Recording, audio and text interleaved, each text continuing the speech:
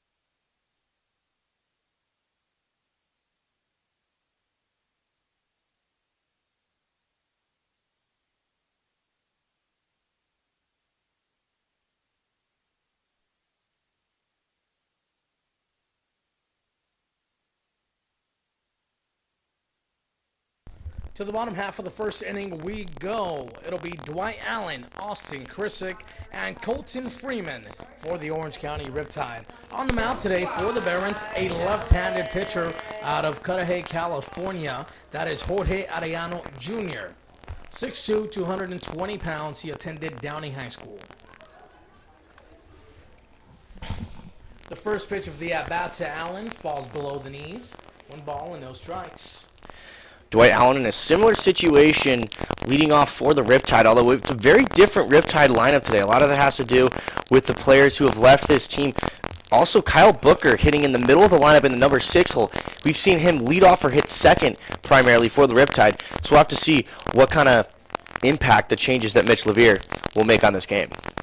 Some of the notable names that are no longer with us as the 2-0 pitch is at the belt, misses. 3 balls and no strikes. Jack Thomas Wold, Darian Williams, those 2 names definitely, are bats that are featured in the middle of the lineup more times than not, and they provide a lot of power. So perhaps Kyle Booker is stepping in to fulfill that role. Yeah, also Eric Bajani. Those are 3 big bats in the middle of your lineup that can run a lot, or that can drive in a lot of runs and really put pressure on the opposing pitchers because of the power they possess. But obviously taking the opportunities that they have to go to the pros is coming, before summer ball, which makes complete sense. Obviously, Jack Thomas Wold was drafted this past week. Yeah, Jack Thomas Wold was drafted in the 12th round. Noah Owen was also a draft pick. And lastly, Davis Diaz was also drafted. The 3-2 pitch runs too far inside in the dirt.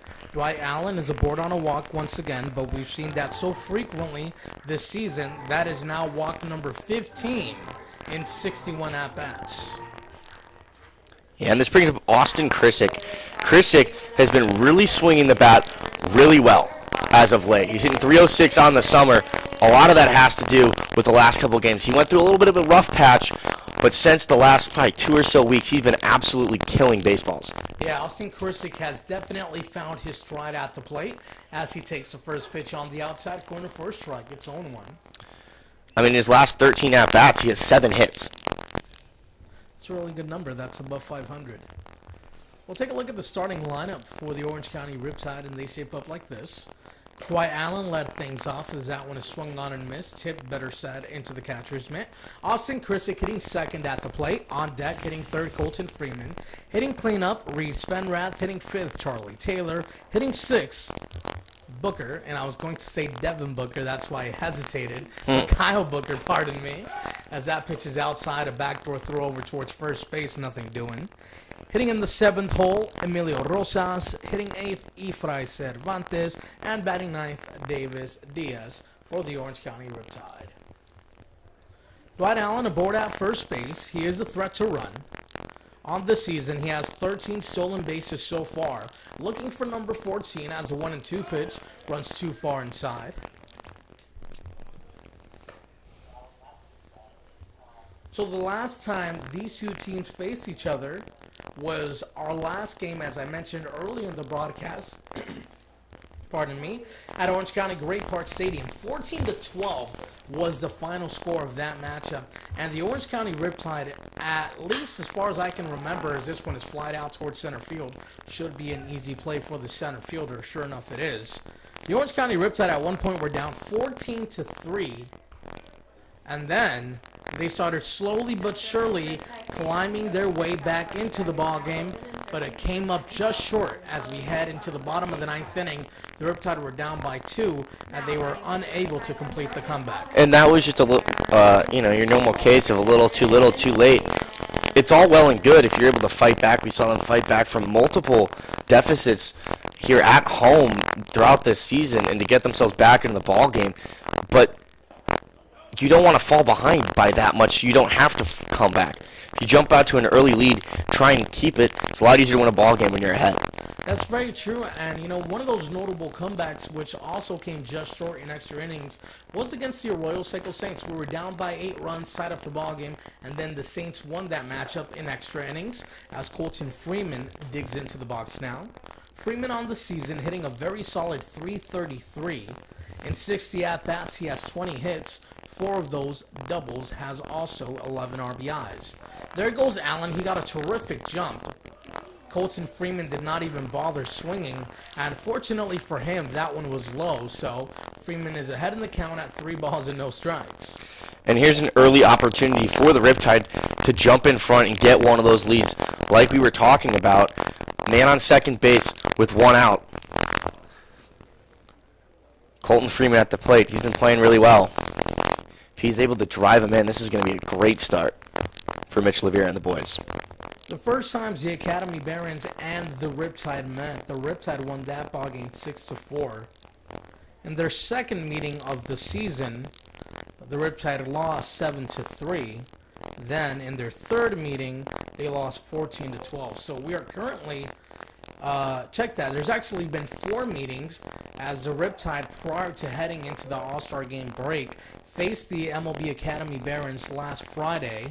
Or check that, it wasn't last Friday, it was last Sunday at 1 p.m. over at the MLB Youth Academy. And that was a victory for the Orange County Riptide. 10-8 was the final score. So this is the 5th game of the series as Colton Freeman is walked. So far, we are all tied up at 2 games apiece for each side. Even better, 2 men on with 1 out. Reed Spenrath at the plate. We talked about Jack Thomas Wold getting the opportunities to go play pro ball. He's no longer with the ball club.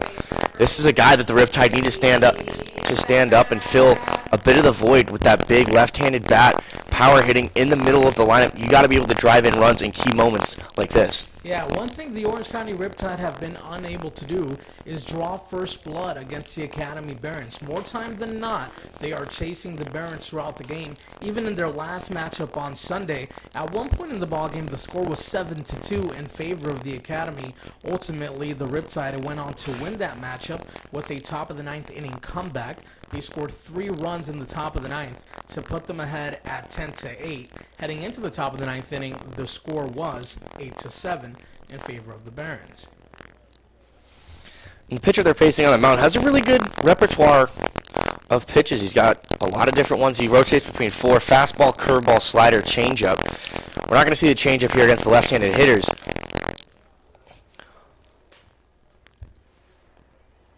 But so far, they've done a really good job of being disciplined at the plate, not swinging at pitches outside of the strike zone. And they've been rewarded with 2 walks. So Freeman aboard at first base, Dwight Allen at second, 1 ball and 1 strike. That pitch is in the dirt. 2-1 now the count. A good hitter's count here for Reed Spenrath and Chaz, as you mentioned. This is a guy who the Orange County Riptide are awaiting to fill some big shoes. I mean, losing Jack Thomas Wood, Darian Williams, Eric Bajani, those are some big names in the middle of your lineup that definitely ate up a lot of RBIs for your ball club. And Reed's a guy that can definitely do it. I mean, he did it for Cisco College this last season.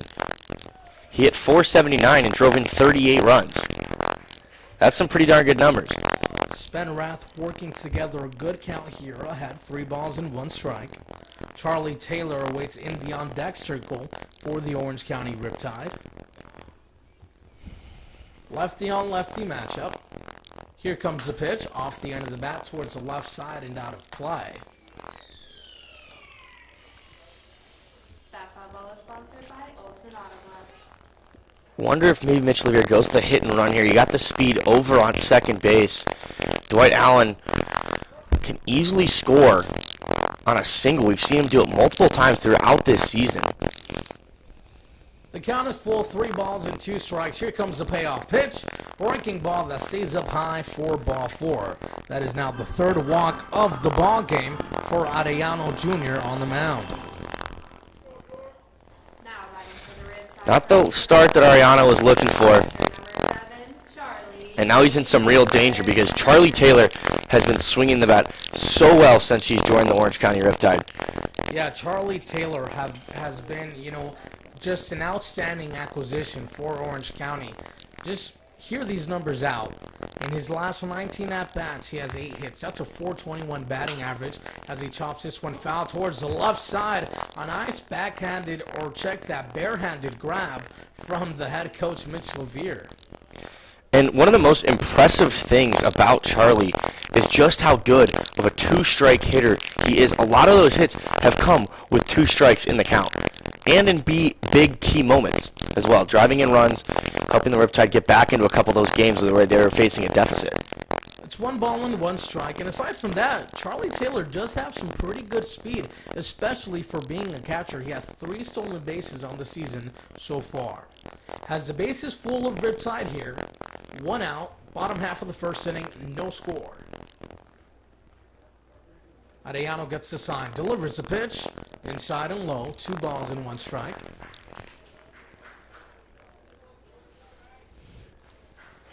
Christian Webb behind the plate is going to have to be careful. We've seen Dwight Allen score from third on even a pass ball that just doesn't even leave the dirt. Just if it gets to the grass, Dwight Allen scoring. So Christian Webb just needs to be very alert blocking the ball. That one's fouled away. Yes, Dwight Allen is a very aggressive base runner. Allen, Freeman, and Spenrath all aboard on the base paths, all reached on walks. 3 walks this half inning so far for Arellano Jr. Has yet to surrender a run. Charlie Taylor looking to make him pay. 2 balls, 2 strikes, 1 out. Arellano looks down the barrel to get a sign. Settles in, delivers the 2-2. Breaking ball, hit out towards right field. The right fielder caps underneath that one. Dwight Allen tags. The throw is cut off by the shortstop. 1-0, Orange County. Sac fly, RBI. And you know what? Obviously it was a sacrifice fly, but that's a good piece of hitting with 2 strikes, able to push the ball decently far out in the outfield. Did not give the right fielder a chance to make the play. 1-0 Riptide.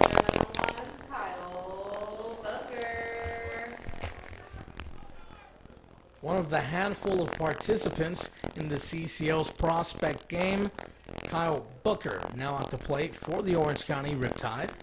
The man who just scored a run also participated in that game, Dwight Allen. Dwight Allen, yeah. Davis Diaz was also there. That breaking ball stays inside. Andrew Pogue was also at the CCL prospects game. 1 ball and 0 strikes to Kyle Booker. Has Colton Freeman aboard at second base. Reed Spenrath aboard at first. 2 down here in the bottom half of the first inning. The left-hander delivers outside and away. 2 balls and 0 strikes now the count. So early on, Chaz, we've noticed that Arellano Jr. has had trouble commanding his pitches. 3 walks so far in the ballgame, 1-0 Riptide up until this point. Yeah, and at the moment, he's just beat himself. Those 3 walks ended up resulting in the last previous run, and it just makes it a lot harder on your ball club when you're giving away free bases. And frankly, Chaz, it seems to be somewhat common here in the CCL. This first inning is either make or break for these starting pitchers. A lot of times we've seen them come out with lackluster control, and they find themselves in an early hole, and fortunately, sometimes it is far too late to help their team climb out of it. And a lot of that probably is just down to the fact that they might not be completely comfortable with these catchers. Obviously, they're not here with them every single day. They haven't been working together for so long. And also, a lot of them are just young guys. They haven't quite figured out what works for them as well as it does. I mean, the guy on the mound, he's only a sophomore. The count is 3 balls and 1 strike to Kyle Booker. He drives this one up the middle, actually hits off of the second base umpire, and I believe that is now considered a dead ball. So all the runners will stay put. That ball was absolutely ripped right up the middle of the diamond. Second base umpire had no chance to get out of the way. And, you know, that one probably hurt because that thing was coming out fast off of the bat of Kyle Booker. And I'll tell you what, that umpire is definitely manning up to the pain. I have not seen him rub his waist yet, and I'm sure that one hurt. Come on, rub it, dude. I know it hurts. And it actually may have helped out the Barons, because I wouldn't have been shocked if Colton Freeman scored. That would have been to center field. That would have scored a run for the Riptide. You're absolutely right.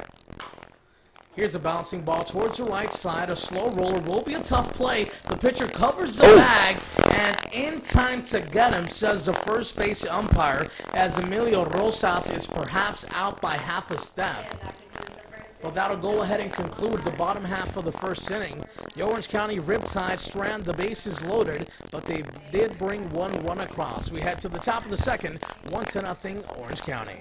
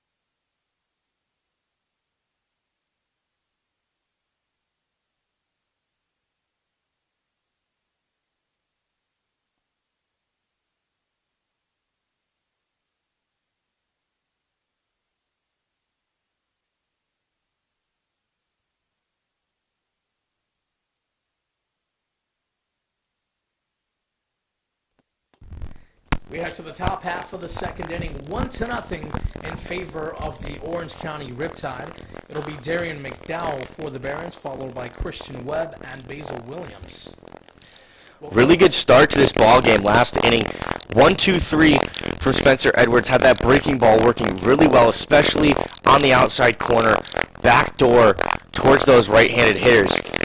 The 0-1 is a breaking ball on the outside corner. Really good looking pitch there. It's now no balls and 2 strikes. 1 strikeout on the ball game so far for Edwards on the mound as he delivers the 0-2 slap the opposite way out of reach of the right fielder Colton Freeman. He cuts that ball off quickly. Leadoff single off the bat of Darian McDowell.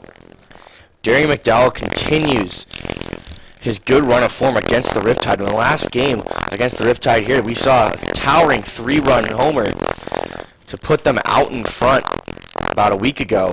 And, I mean, just watching him in batting practice, that dude rakes. He hit one over the black fence, behind the outfield fence, over in left center. That center is 400 feet, so hey, McDowell over at first base has a ton of pop in that bat as his first pitch is driven inside for a strike 0-1. Defensively for the Orange County Riptide, this is how they line up. From left to right in the outfield, Kyle Booker in left field, and center field Dwight Allen, in right field Colton Freeman. At third base as this pitch is launched out towards that left center field gap. From second base, McDowell will advance over towards third easily, and arriving at second standing is Christian Webb. Better job there from the Barons hitters attacking fastball. In the previous inning, they got beat by the breaking ball. This time around, they attack the fastball and they start with back-to-back hits. So the Barons are threatening now with runners in scoring position and no outs in the top half of the first inning.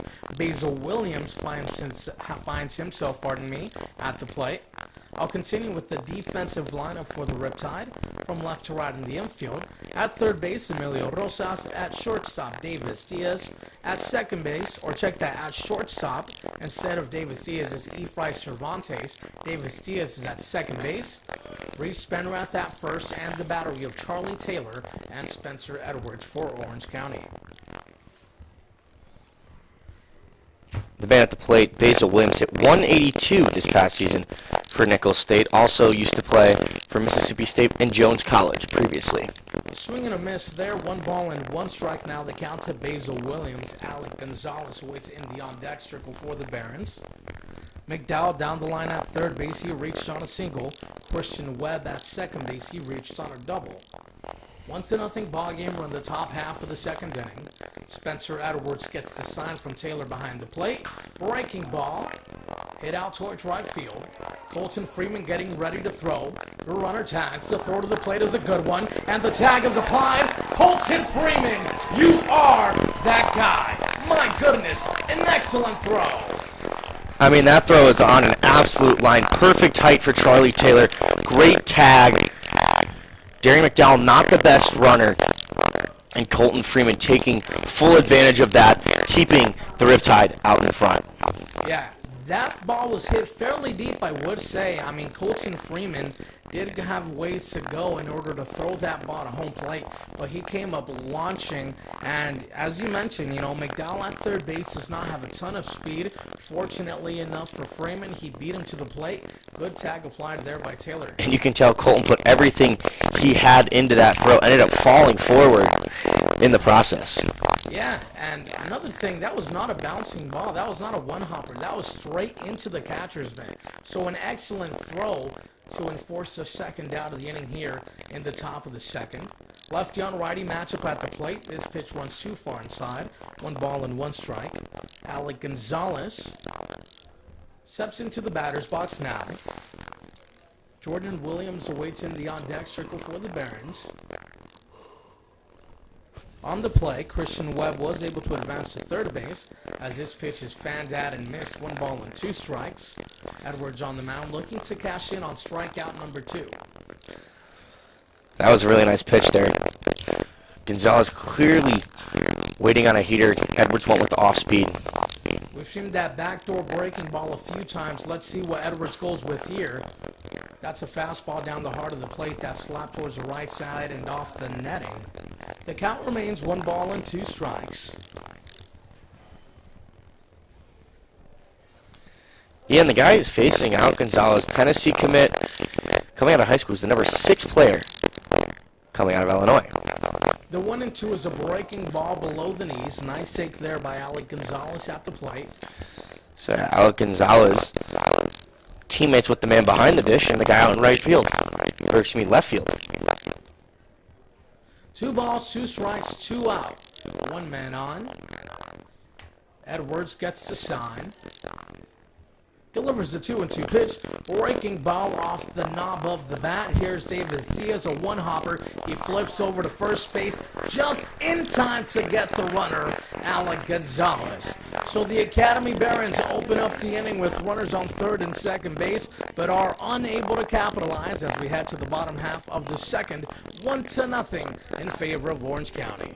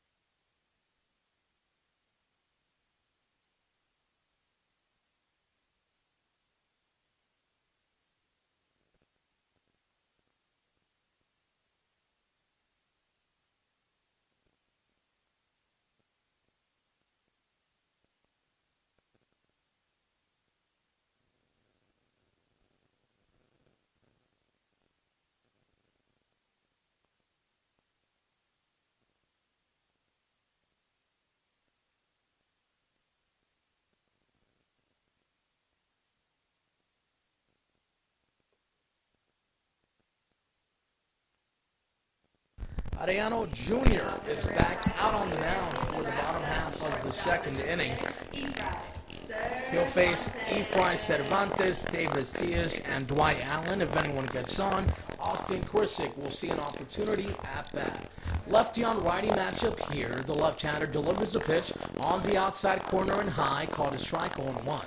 And, earlier in this broadcast, we talked about guys leaving the team and giving opportunities to other guys around the diamond. And one of those guys is Efrain Cervantes. With Darian Williams on his way out, there's a chance for Cervantes to submit a role and get in that middle of the infield, get some consistent play time. He's off to a good start here tonight.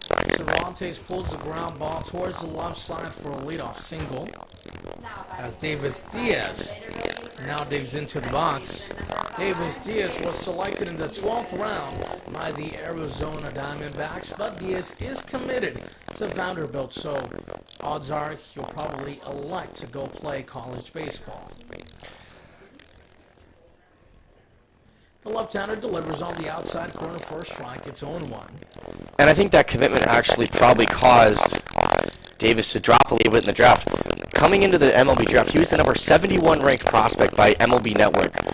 He got drafted in the 12th round. A lot of teams probably just decided to pass on him because it'd be a waste of a draft pick if he's so set on going to be a Commodore.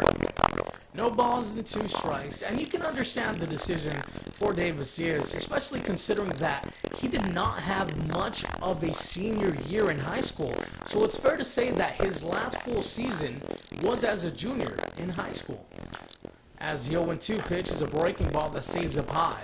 And he's going to an absolute powerhouse over in the SEC that pumps out prospects year in and year out. He can boost that draft stock, end up making a lot more money coming out in a couple of years as a more polished player. That's very true. As the 1-2 pitch is below the knees for a ball. And Chaz, that also speaks volume to the value that is found within Davis Diaz. The fact that some of these major league ball clubs were willing to take a chance on a guy who would be, stepping up to that level straight after their junior year of high school, not even a complete senior year. And you could say you probably didn't have a complete junior year either, because that's when 2020, the COVID outbreak, happened. So, yeah, it's going to be a step up, and Davis has done really well so far in his first college play here this summer. Cervantes goes, he reaches safely. On strike 3, the ball got away from the catcher. Davis Diaz gets thrown out at first base. 1 away. First strikeout of the ball game for Arellano Jr. Top of the lineup now for the Riptide. Dwight Allen walked back in the first inning. And he came around to score the first run of the ball game for the Riptide. Has Efrain Cervantes aboard at second base now with 1 out here in the bottom half of the second inning. As we go ahead and take a look at the defensive lineup for the Academy Barons after this next pitch. Below the knees for a ball, 1-0. From left to right in the outfield, Jordan Williams in left field. In center field for the Barons, Julian Boyd. In right field for the Academy, Basil Williams. At third base, Alec Gonzalez. At shortstop, Kenneth Brown. At second base, Kamu Neighbors. At first base for the Barons, as this pitch is outside and high. The count is now 2 balls and no strikes. Darian Mcdowell at first, and the battery of Christian Webb and Jorge Arellano Jr. Another good opportunity for the Riptide to try and tack on another run to that lead. Man in scoring position with only 1 out in the top of your lineup. Dwight Allen continues to work the pitch count here for Arellano Jr. He is ahead in the count at 3 balls and no strikes. And Chaz, Dwight Allen is one of those guys who, hey, if you're going to throw a ball outside of the zone, have fun, and you may as well pile them up because he is not going to chase. More times than not, no. 15 walks on the season, does have 26 strikeouts, so that's something he's going to have to work on going forward. But a guy that gets on base pretty consistently, almost 50% of the time he gets on base. It's for good average. I mean, there's a reason he was selected to play in the collegiate showcase game. Without a doubt, Austin Krissik awaits in the on-deck circle for the Riptide. Dwight Allen looking to cash in on RBI number 4 of the season. At the top of the lineup, more times than not, you do not have too many opportunities with runners on base, as this pitch is on the outside corner called a strike 3-1. So that's the reason as to why Dwight Allen does not have a ton of runs batted in. But an opportunity here with Cervantes aboard at second base. He reached on a single, then he advanced towards second on a wild pitch on a strikeout, as this is lifted towards the right side. On the outskirts of the grass, the second baseman will allow the right fielder to attempt to make the play. Falls in no man's land. On the play, heading towards third base, Efrain Cervantes, reaching aboard safely with a single is Dwight Allen. And you know what? That's just a tough play. That's a long run there for Williams out in right field. And it's in that little pocket of space. We're not quite in what we call the blind zone or the blind time, where you can't even see that ball when the lights are kind of starting to come on and the sky gets super gray. But the Riptide need to take advantage of this opportunity. Austin Krissik steps into the box now with runners on the corners and one out here. Colton Freeman awaits now in the on-deck circle. Another lefty-on-righty matchup for Arellano Jr. The left-hander delivers the pitch on the outside corner for a strike. Now it's 0-1. And you know, I'd expect Dwight Allen over on first base to be running fairly soon. With a man on third base, Christian Webb will be crazy to try and throw him out over at second. Chaz, as you touched on earlier, Austin Krissik has been doing outstanding at the plate as the 0-1 pitch is tipped away. Now it's no balls and 2 strikes. And that is why he has 17 RBIs to complement that 306 batting average.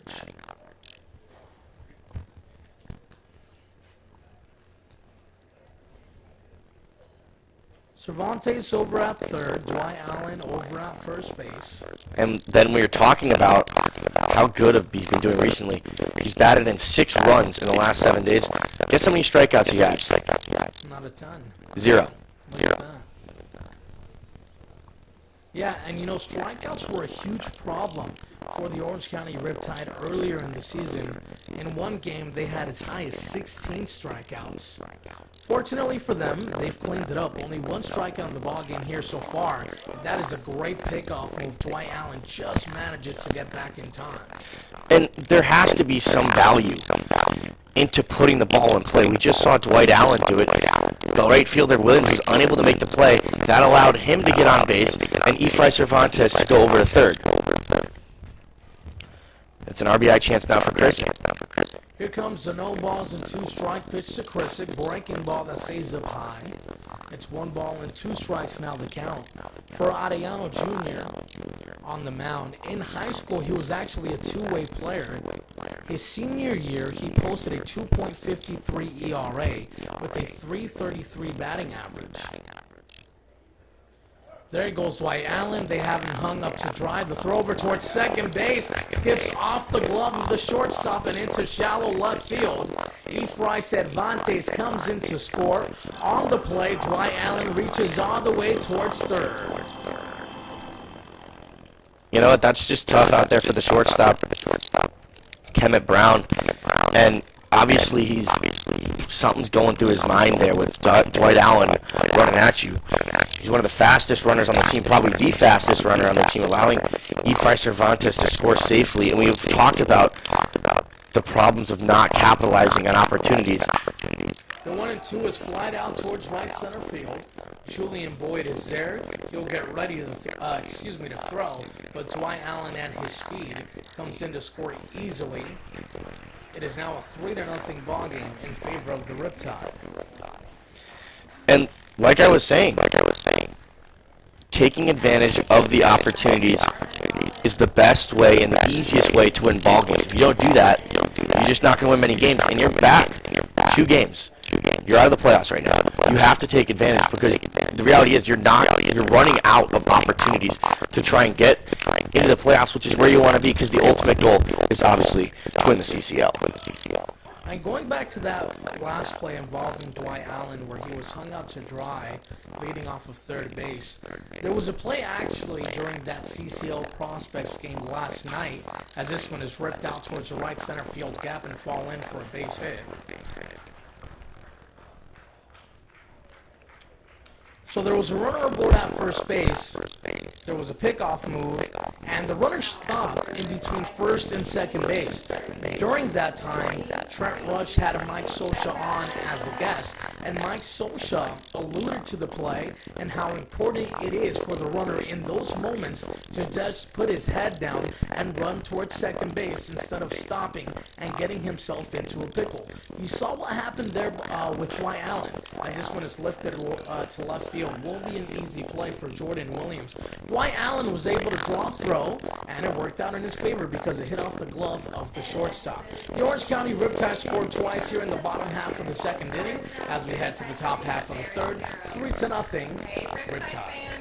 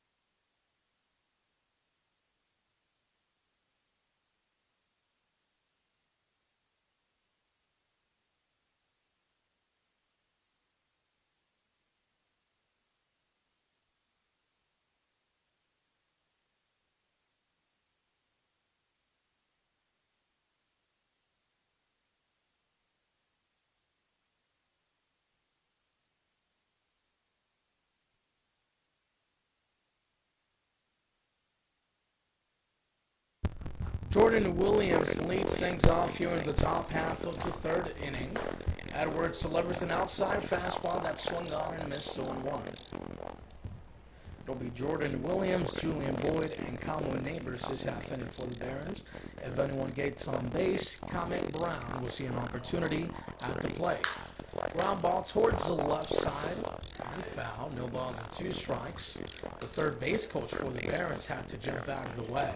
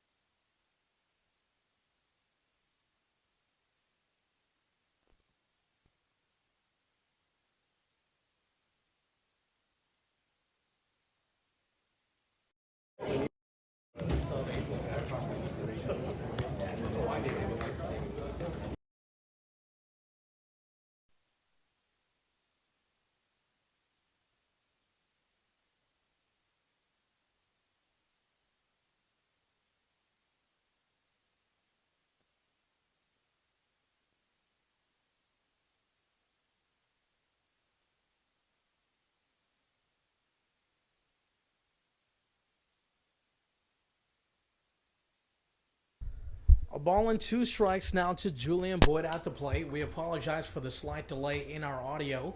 We are experiencing some technical difficulties. I understand that there is some feedback with the mic, and we want to go ahead and avoid that as best as we can. Jordan Williams opened the inning with what was scored apparently an error. I didn't think that the third baseman for the Orange County Riptide, Emilio Rosas, made contact with the ball, but it was a sharply hit line drive towards the left side and just grazed the glove of Rosas. He's now aboard at first base as this one is off the end of the bat. Nice fast play there by Charlie Taylor, who quickly came to his feet to record the out. Another really nice defensive play there from Charlie. We saw him with a good tag after a nice throw from Colton Freeman. We've seen a really good pitch framing from him as well.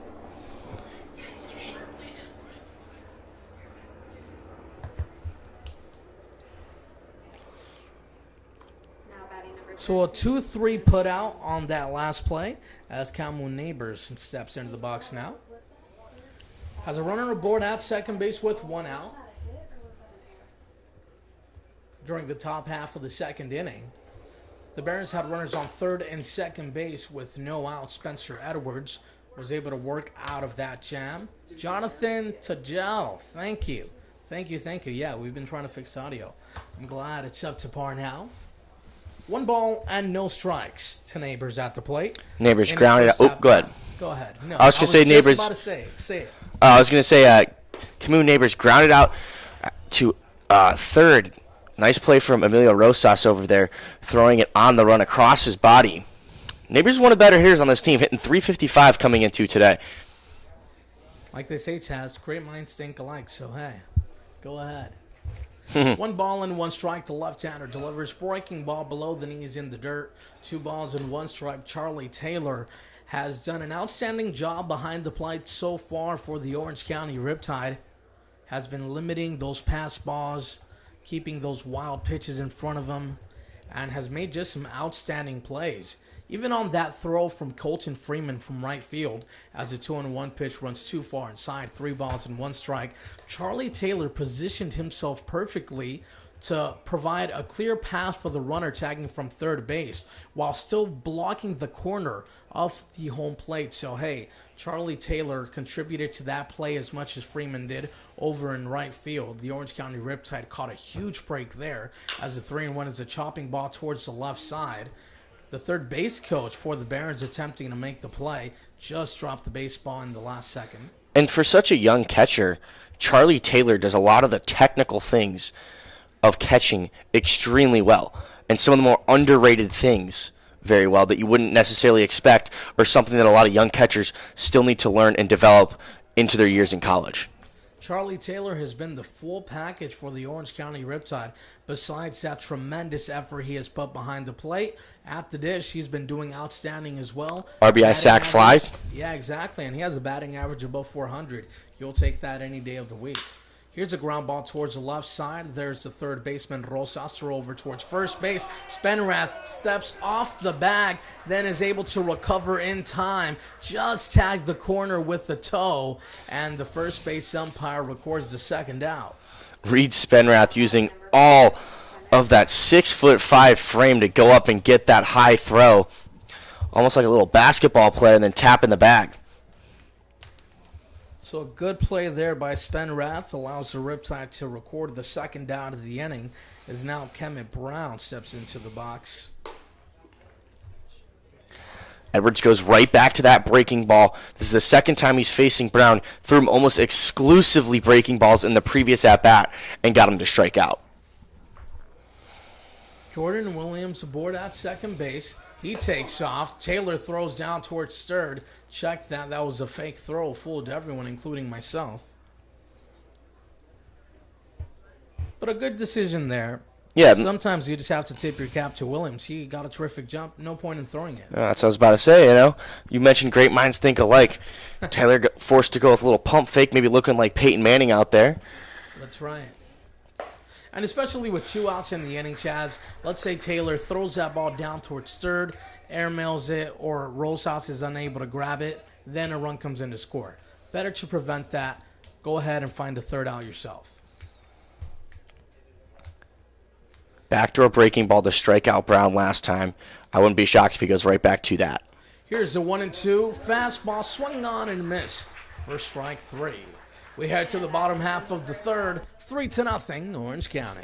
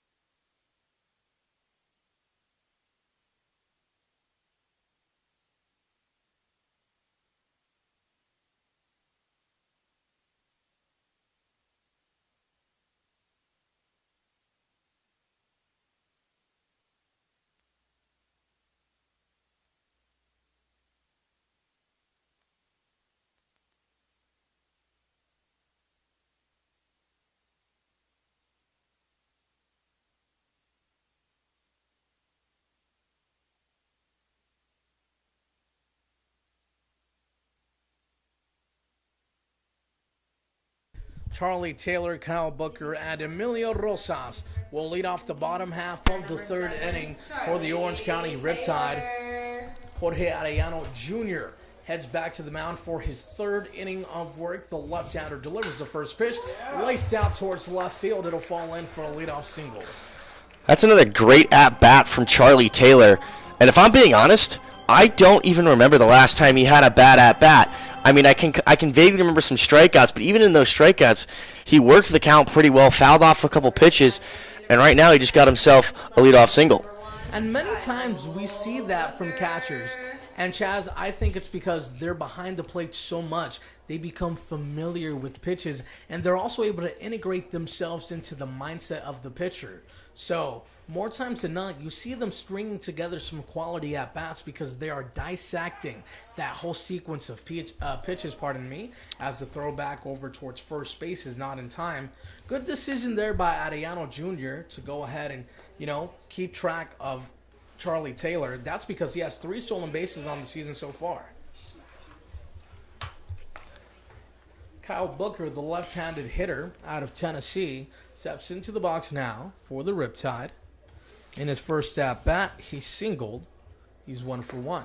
Yeah, that was the one that went right off of the right butt cheek of the official out there. I think the proper word is buttock, but You know what? I'm not a scientist or a doctor. Oh, great. I'm not a scientist. What a great defense there. Hey, you never know. All right, let's get back to baseball. 1 ball and no strikes to Kyle Booker. But Taylor leads off of first base. He's a threat to run. Arellano Jr. throws back over, nothing doing. And, this decision to play Booker in that 6 hole, that's actually something that I think I want to talk to him about because I honestly, I kind of like that. I understand where he's thinking. Kyle Booker's an excellent on-base hitter. He's able to drive in runs. And for him to be in the middle of the lineup alongside guys like Charlie Taylor with speed, he's able to be not only the guy who gets on base and scoring runs. You got Dwight Allen up there, but also he can drive in runs as well. 1 ball and 1 strike. Here comes the pitch to Booker. Breaking ball that stays inside at the dirt. 2 balls and 1 strike. When the Barons came to Orange County Great Park Stadium a few days ago, Kyle Booker had an excellent performance against them. He went 3 for 5. The 2-1 pitch is chopped towards the left side, past the diving Alec Gonzalez, and into left field. Charlie Taylor on his way towards third base. The throw down is not in time. The ball beat Taylor for sure, but Alec Gonzalez was just unable to apply the tag. On the same play as well, Kyle Booker was able to advance towards second base. So the Orange County Riptide are in business with runners in scoring possession. No out for Emilio Rosas. Kyle Booker is such a good opposite ball hitter against left-handed pitchers. How many times do we see him go the opposite way for singles against left-handed pitchers? It seems like he does it all the time, almost every day. Emilio Rosas steps into the box now, has 9 RBIs on the season. The infield comes in for the Academy Barons. They're looking to prevent a run being scored by the Riptide. The left-hander delivers. Fastball that runs inside. 1 ball and no strikes. And I think that's a sign of a good hitter, being able to go to every side of the field, make them beat you. You can't be beat by the shift. Keeping every defender out there on their toes. The 1-0 pitch is a ground ball towards the left side. The shortstop comes home. They have Charlie Taylor in a pickle. The tag is applied to his buttock. And then, we'll go ahead and continue with the ball game. That's a very technical term you use there. That the dictionary definition is, the right gluteus maximus. Oh my goodness, Chaz! What did you just say? What was that? The muscle. Oh great! Are you for real? Yeah, no, like. Oh, that's legit. Oh great. Well, hey, I learn something new every day. So do I. Efrain Cervantes steps into the box now. Has runners on the corners with 1 out. Charlie Taylor was going on contact during that last play, so not really much he can do there. The shortstop, Kevin Brown, came up with the ball quickly, made a nice strong throw over towards Christian Webb behind the plate, and the Academy Barons were able to execute a good defensive play for the first out of the inning. Rosas reached over at first base as this breaking ball is on the outside corner for a strike. 1-1, now the count. We do see a right-hander getting loose and warm in the bullpen for the Academy Barons. Nothing happening in the Orange County Riptide bullpen. Ariano Jr. delivers a 1-1. Outside fastball. Good frame job there by Christian Webb. That one looked to be off the plate. 1 ball and 2 strikes now to Cervantes. Cervantes singled in his last at-bat back in the second inning, right between that gap between short and third. The 1-2 is off the end of the back towards the netting. Does a good job there just to fend off that pitch. Just on the outside corner. Cervantes couldn't do much with that. Well done. Cervantes did not play in the last game between the Barons and the Riptide, as this pitch is in the dirt, 2 balls and 2 strikes. His last game played was against the Santa Barbara Foresters on July 10th. He went 0 for 4 with 3 strikeouts.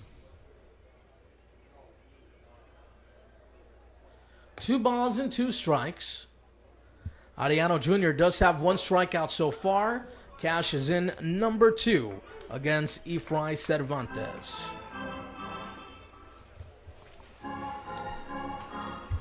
Now that brings up Davis Diaz. We've seen him as of late driving a few more runs. He's got 6 RBIs on the season. And if he could get number 7, I think the 4-run lead really puts yourself in a good position early in this ball game. Breaking ball at the knees, well-located pitch, good movement to that one. It's no balls and 1 strike. And a lot of times we talk about, the difference between a 3- and 4-run lead. It doesn't seem like much because at the end of the day it's 1 run, but the mentality behind a 3-0 lead or a 4-0 lead is completely different. Right. Once you get out of, grand slam range, that's where you become more comfortable with that lead. So 4 runs gets you there, but 5 runs is what ultimately leads you to that promised land. Here comes the 1-1 pitch, ripped out towards left field and deep. Jordan Williams heads back, looks up. He'll have to play that one off the base of the wall. On the play, 2 runs come in to score for the Riptide. 2 RBI double for Davis Diaz. Davis Diaz showing off some power there. The outfield not showing Diaz too much respect. They're playing really shallow. That ball goes off of the fence. Scores 2 runs. From the University of Georgia. Well done, Davis Diaz. 22, Dwight Allen. Davis Diaz gives the Orange County Riptide a 4-0 lead.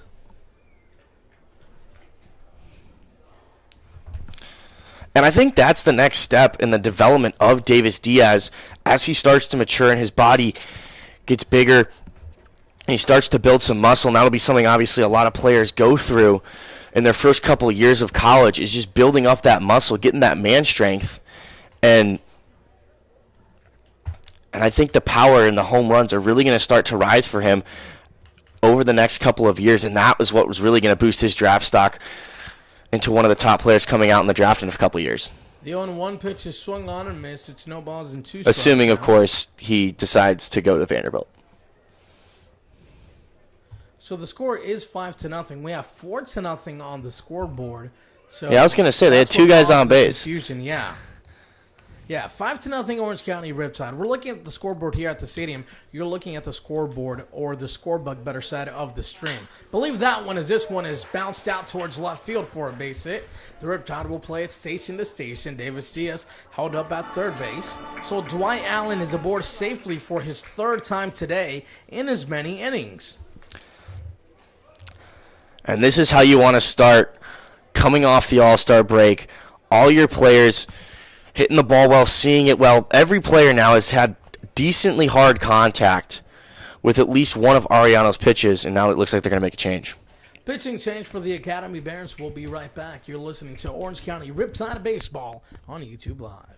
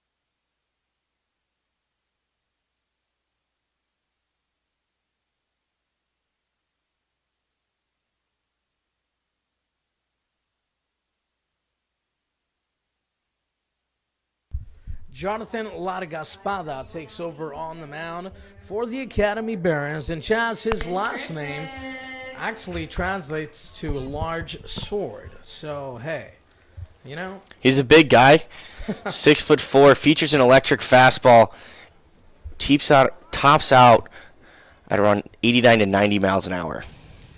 He'll face Austin Krissik with runners on the corners. That pitch is in there for a strike 0-1.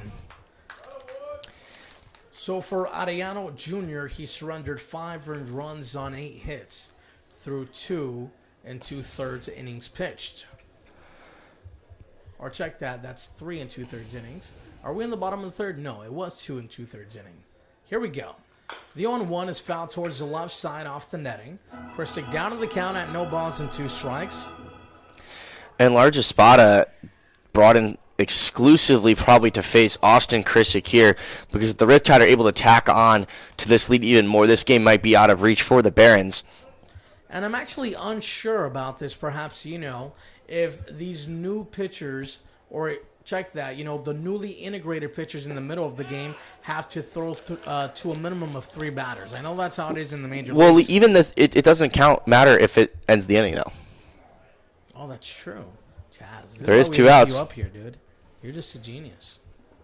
Thank you. But not a scientist. Yeah, not a scientist for sure. We've well established that. Here comes the 1-2 to Austin Krissik. There goes the runner. The pitch gets away from Webb. Scoring on the play is Diaz. 6-0. Orange County Riptide. Dwight Allen finds himself now at second base. Yeah, that was just a wild pitch. No fault to the catcher behind the dish, Christian Webb. But I feel like so many times, even though on paper, you do not charge those runs to them, these catchers feel like they should have been able to keep that ball in front of them. I mean, not on that one. That pitch was just a little bit wild. We saw a couple of those in his warm-up session, so I wonder if maybe he's just struggling with control as of late. Towards the left side, past the outstretched glove of Kemet Brown and into left field. Dwight Allen takes the turn. He's on his way home. The throw is wide of the glove of Christian Webb. RBI single off the bat of Austin Krissik. Austin Krissik's success continues. That was a nice throw coming into the plate. It just kind of took a little bit of a weird bounce in front of Webb, and Dwight Allen was able to slide underneath it. This is just the start to the ball game that the Orange County Riptide were looking for. They are out ahead 7-0 in the bottom half of the third inning, as Colton Freeman now sees an opportunity at the plate.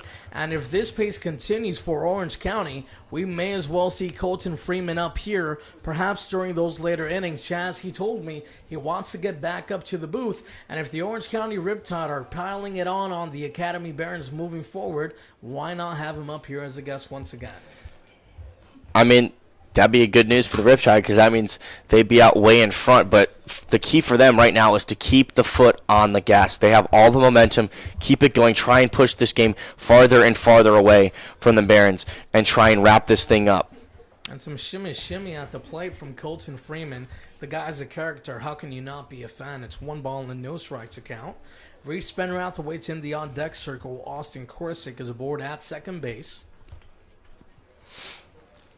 1 ball and no strikes.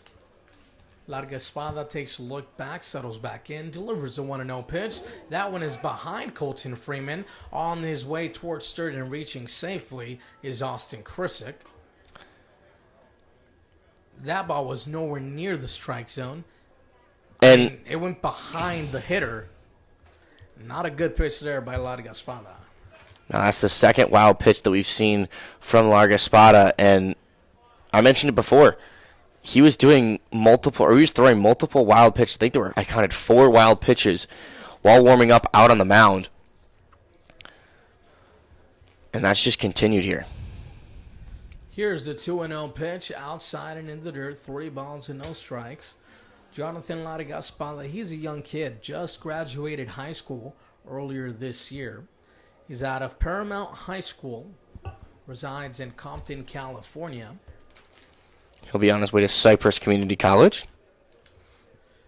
3 balls and no strikes. The right-hander delivers. That one is wide of the zone once again. Fortunately for the Barons, that one hit off the backstop and right back into the glove of Christian Webb, not giving enough time for Austin Krissik to advance. And, if that didn't take as friendly of a bounce as it did, this game would be 8-0, and Austin Krissik would have scored standing up.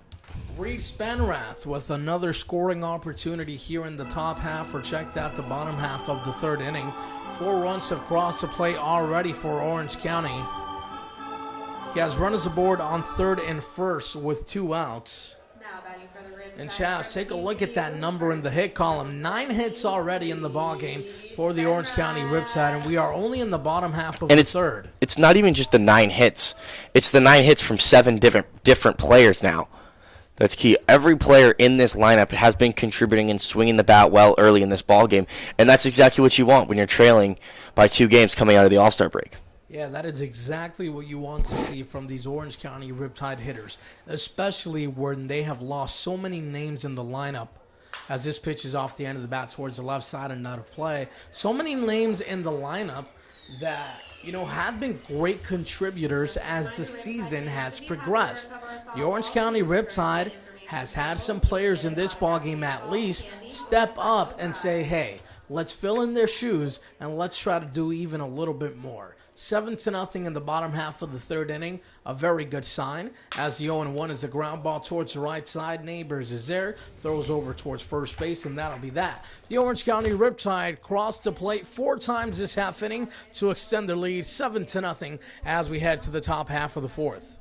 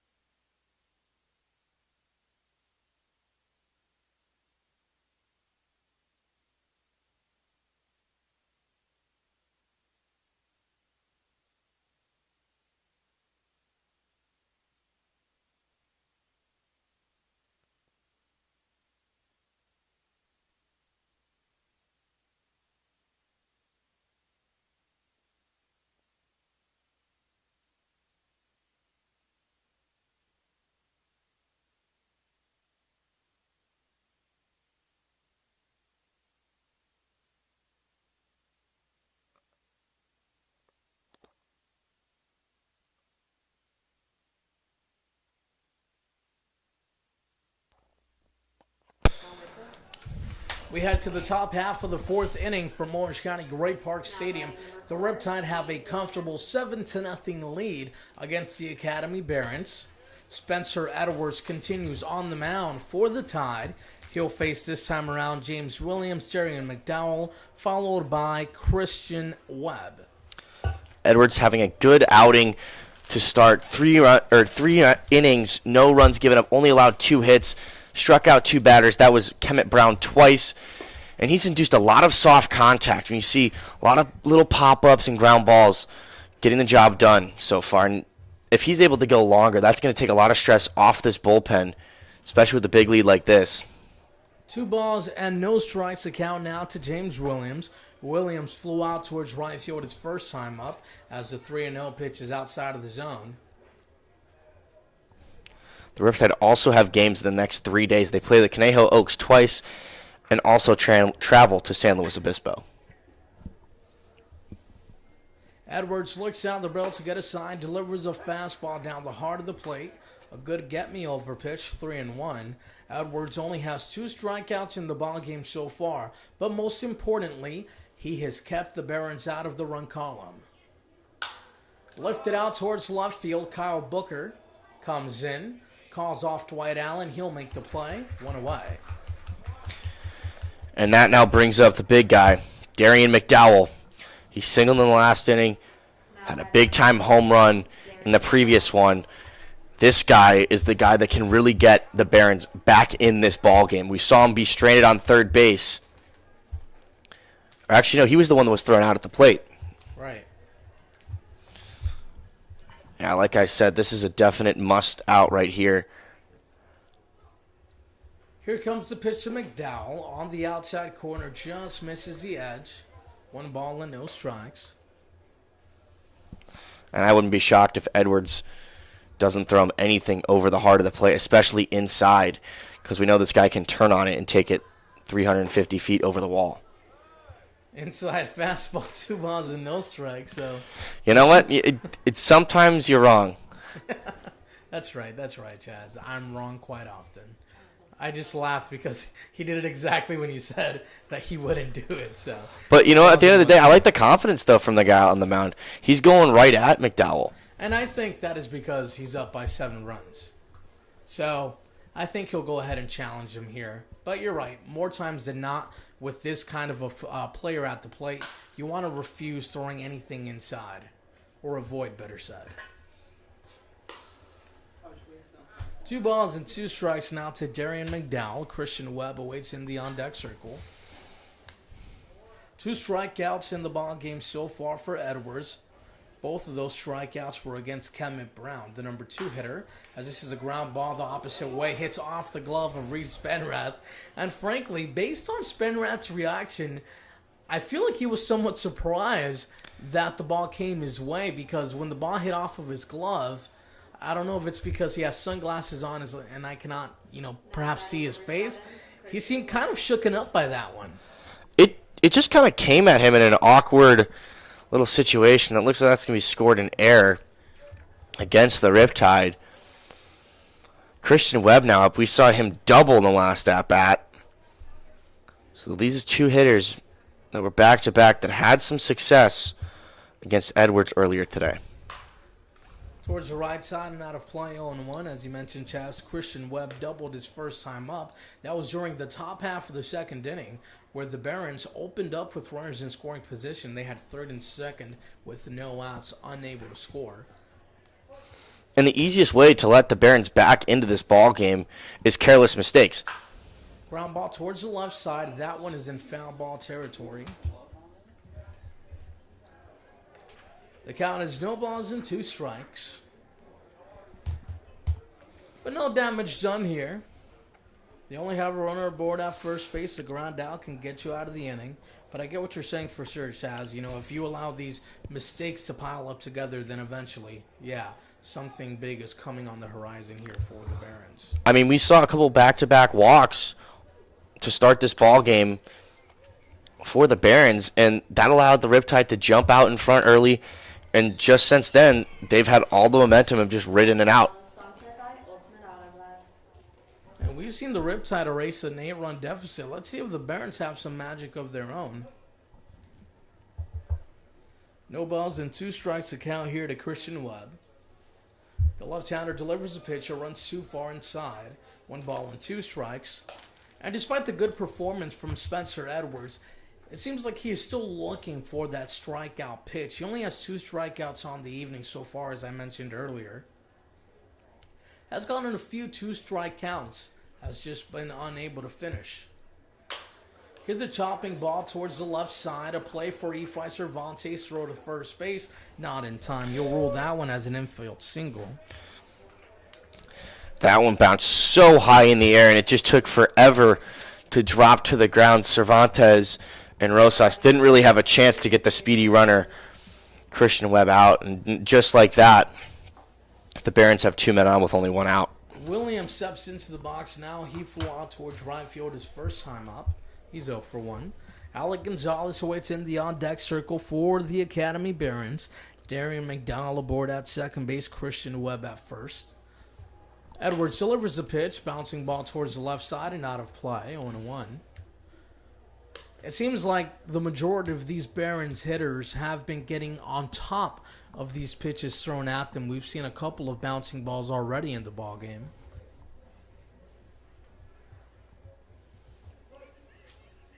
Three hits in the ball game so far for the Academy. Breaking ball on the outside corner that falls below the knees. It's now 1 ball and 1 strike. The outfield shifted straight up. Then wouldn't it not be shifted? What happened? You said shifted straight up. Would it not be shifted if they're straight up? That's so true. Chaz, dude. You're just a whiz. The 1-1 is fouled back towards the netting. 1 ball and 2 strikes now the count. More baseballs, more baseballs, more baseballs. Baseballs are expensive, Chaz. You should buy some for the Riptide. You know what? I'm going to pass because I don't know if they know this, but we are unpaid. Oh, great, Chaz. Way to throw the team under the bus. Not throwing the team under the bus. This is a great gig.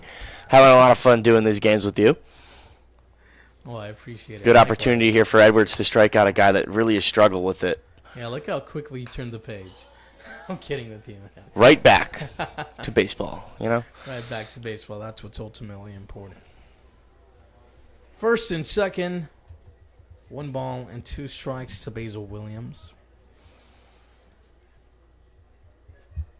The Riptide scored once in the bottom of the first, twice in the bottom of the second, 4 times in the bottom of the third. Together, that gives them a 7-0 lead, as the 1-2 is just below the knees. Very good take there at the plate from Basil Williams. Did a good job to hold himself. Almost check swinged it. That pitch was really close. Spencer Edward does it again, this time at 2 balls and 2 strikes. Here comes the pitch on the inside corner, and the home plate umpire pulls the trigger for strike 3. Spencer Edwards painting the inside corner with a fastball. 2 down. Still have two runners on. Alec Gonzalez, the Tennessee commit, at the plate. So he's not out of it yet. But we've already seen Edwards work out of 1 jam. Let's see if he can do it again, with the same 2 runners on base as well. Yet another scoring opportunity for the Academy Barons, as the first pitch is fouled towards the right side and out of play. It's 0-1. And the Barons the Barons have had a good amount of scoring opportunities throughout this ball game.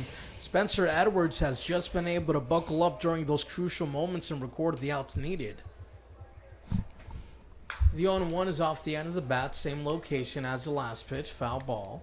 No balls and 2 strikes now the count. Edwards has 1 strikeout this half inning, looking to make it 2. Has runners aboard on first and second base with 2 outs. We're in the top half of the 4th inning.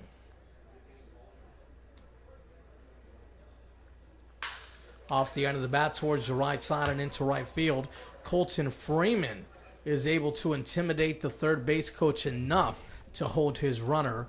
I think, Chaz, had Freeman not made that throw earlier in the ballgame, perhaps they decide to challenge him there. Yeah, very similar situation. This one was a hit. The previous one was a fly. Would have been a sacrifice fly if it had scored him. But that one was a hard hit ball into right field. Darian McDowell, not the biggest runner, not the best runner. He leads the team in average, but he doesn't have a stolen base, so that just kind of shows you. Big guy, 6'5", doesn't necessarily run well. Inside fastball for a ball, 1-0. But then at the same time, being down 7 runs, you might want to take this risk and cash in that runner from third base. Yes, but also at the same time, playing the devil's advocate is you don't want to ruin your opportunities of having the bases loaded by trying to send someone against a live arm out there in right field. Yeah, that's true. Colton Freeman has proven his ability to throw a runner out. Not to mention Charlie Taylor and his ability to tag out runners. That's very true. When you combine those two, well, good things happen. The 2-0 is a ground ball towards the left side, off the glove of Emilio Rosas, recovered by the shortstop Efrain Cervantes, but a run comes in to score for the Academy Barons as they trim their deficit to 6, 7-1. E5 on that last play, Chaz? Yeah, and Jonathan, what did I tell you was going to be the easiest way for the Barons to get back in this ballgame? Mistakes, mistakes, mistakes. Absolutely. That extends this inning. Now there's still the bases loaded with 2 outs. Obviously, they've only put up 1 run so far, but if Julian Boyd can get a hold of this one, driving a few more runs, we might be in for a dogfight. Yeah. A single even can score 2 for the Barons as this one is lifted towards right center field and deep. Dwight Allen goes back. He's looking up. That one hits off the base of the wall. 3 runs will come in to score easily for the Barons. And just what you said, Chaz, look at that. Julian Boyd able to wipe the bases clean and trim this deficit to 3. Yeah, and the reality is this inning could have been over. Well, there goes our interview with Colton Freeman, at least for the time being. Yeah, and that's true. Emilio Rosas unable to come up with that last play at third base, but frankly, it was a tough play for Rosas. We're not saying it wasn't. We're not saying it's not a tough play, but at the end of the day, sometimes you got to make tough plays to end ball games and to win ball games. That's true. And closing out has been an issue for this team.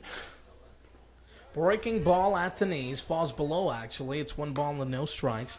That is now Camus Neighbors at the plate for the Orange County Riptide. And now it's on the Riptide to respond. We've seen the response from the Barons. They're back in this ball game. In the next half inning, the Riptide need to continue to pile on the offensive firepower. They have 9 hits, 7 runs. They're going to have to add on a few more runs to that lead, because if they do, they can recontrol or get back control of this game, regain all of that momentum, and just try and choke out the comeback of the Barons. You know, and that's why it was really important for the Orange County Riptide to jump out in front to that early 7-0 lead, because had they been unable to capitalize during those scoring opportunities, they can very well be down in this game 4-0 as opposed to ahead 7-4. Neighbors at the plate has grounded out twice. He's ahead in the count at 3-0 as this pitch runs too far inside for ball 4. So Neighbors reaches for his first time today as Kemet Brown now has an opportunity at the plate. Brown has struck out twice already in the ballgame against Spencer Edwards. Has 2 of the 3 strikeouts in the game for the Barons. Charlie Taylor out to have a short meeting on the mound with his pitcher, making sure that they are both on the same page, or perhaps some words of encouragement, letting him know, hey, those runs are not on you. Let's just get out of this inning. There's a right-hander getting loose and warm in the bullpen now for Orange County. Another good scoring opportunity here for the Barons. High fastball. There goes the runner, Davis. Diaz late to the bag, but he was able to position himself perfectly to tag the runner for the 3rd and final out. So, hey, it wasn't pretty, but we'll take it as we head to the bottom half of the 4th inning. 7-4, Orange County Riptide.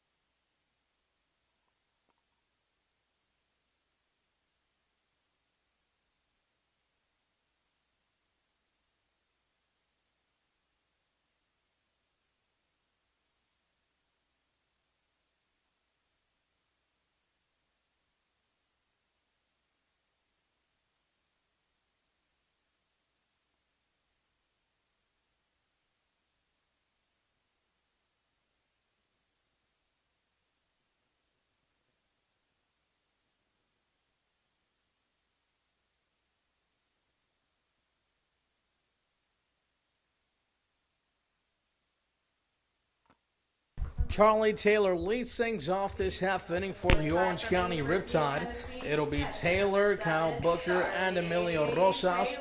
Orange County looking to get back some of those runs that were surrendered in the top half of the inning. The success at the plate continuing for Charlie Taylor. Had a single in his last at bat. And there's another wild pitch by Jorge Estrada, or Largaspada, excuse me. Largaspada, and was that the third wild pitch we've seen now, and we continued to see it even in warm-ups. That one was way outside too. I wouldn't be shocked if we see a Barons pitcher up in the bullpen soon, because they got themselves back in this game. They don't want to give the Riptide more opportunities to get back in front by a big margin again.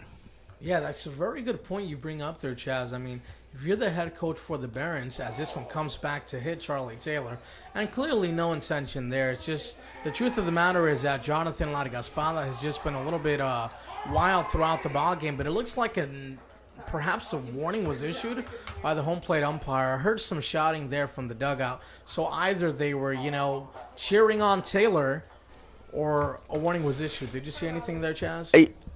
I don't think a warning would be issued right now, because I don't think Largaspada would want to hit him. Your team got right back in this ballgame. It's not like you're getting pummeled anymore. Without a doubt. It just makes no sense. That's very true. So Charlie Taylor aboard once again today. This is now his second time. Remember, he does have 3 stolen bases. This pitch is swung on and missed from Kyle Booker. No balls and 1 strike. But, alluding to that point that you made earlier, if you're the Academy Barons, you want to go ahead and try to preserve this deficit as much as you can. If you guys were able to put up a 4 spot in the top of the 4th inning, there's still a lot of game to play with. The last thing you want to do is give the Orange County Riptide back in control of the game, or put them back in control. And now the Riptide have an opportunity to do it now with the leadoff man aboard. Kyle Booker, we know what type of hitter he is. If he can get on right now, the Riptide are back in business. 1 ball and 1 strike, righty on lefty matchup. Here comes the pitch. That one skips off the glove of Christian Webb. And Chaz, for me, I think that one is on Webb. I think he should have been able to catch the baseball. I think that one was a little bit of both. I'm not trying to bury the pitcher here, but I'm pretty sure it looked like Webb was trying to have that ball come inside on Kyle Booker, and that pitch just ran way outside, and it allowed Charlie Taylor to easily take second base.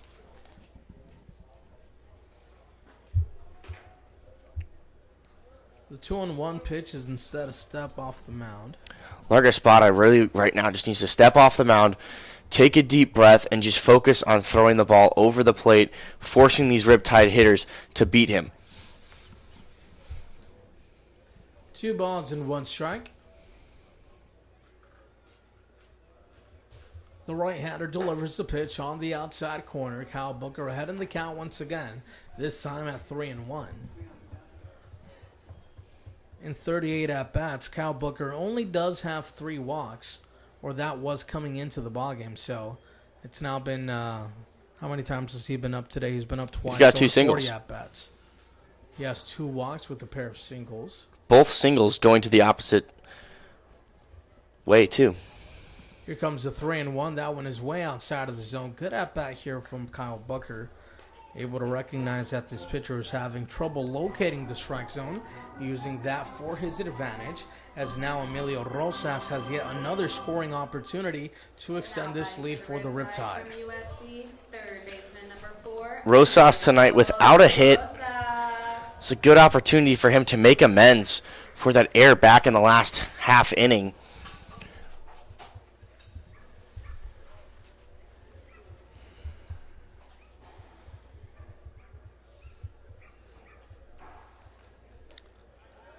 Rosas going with the all whites. White pants, white shirt, white sleeve, white batting gloves, and a white bat. You don't see white bats all too often. I think there's 2 players in the Riptide that use a white bat. It's it's Emilio and I want to say Cody Dries, right? I'm not too sure, but hey, that's actually really interesting that you noticed that. From here, it almost looks like a metal bat because you typically do not see too many white wooden baseball bats. The first pitch is on the outside corner and low, 1 ball and no strikes. Still no movement in the bullpen for the Academy Barons. So, Chaz, do you think that's because they trust this guy on the mound, or perhaps there's just not too much depth to the bullpen? It could be a mixture of both. I mean, it is only a 3-run game, and if the struggles for Largaspada in terms of throwing strikes continue, they have to put someone up, and they do just there. I wonder if maybe that is the cue that's going to make someone go hop up into that bullpen, because right now, Largaspada is his own worst enemy.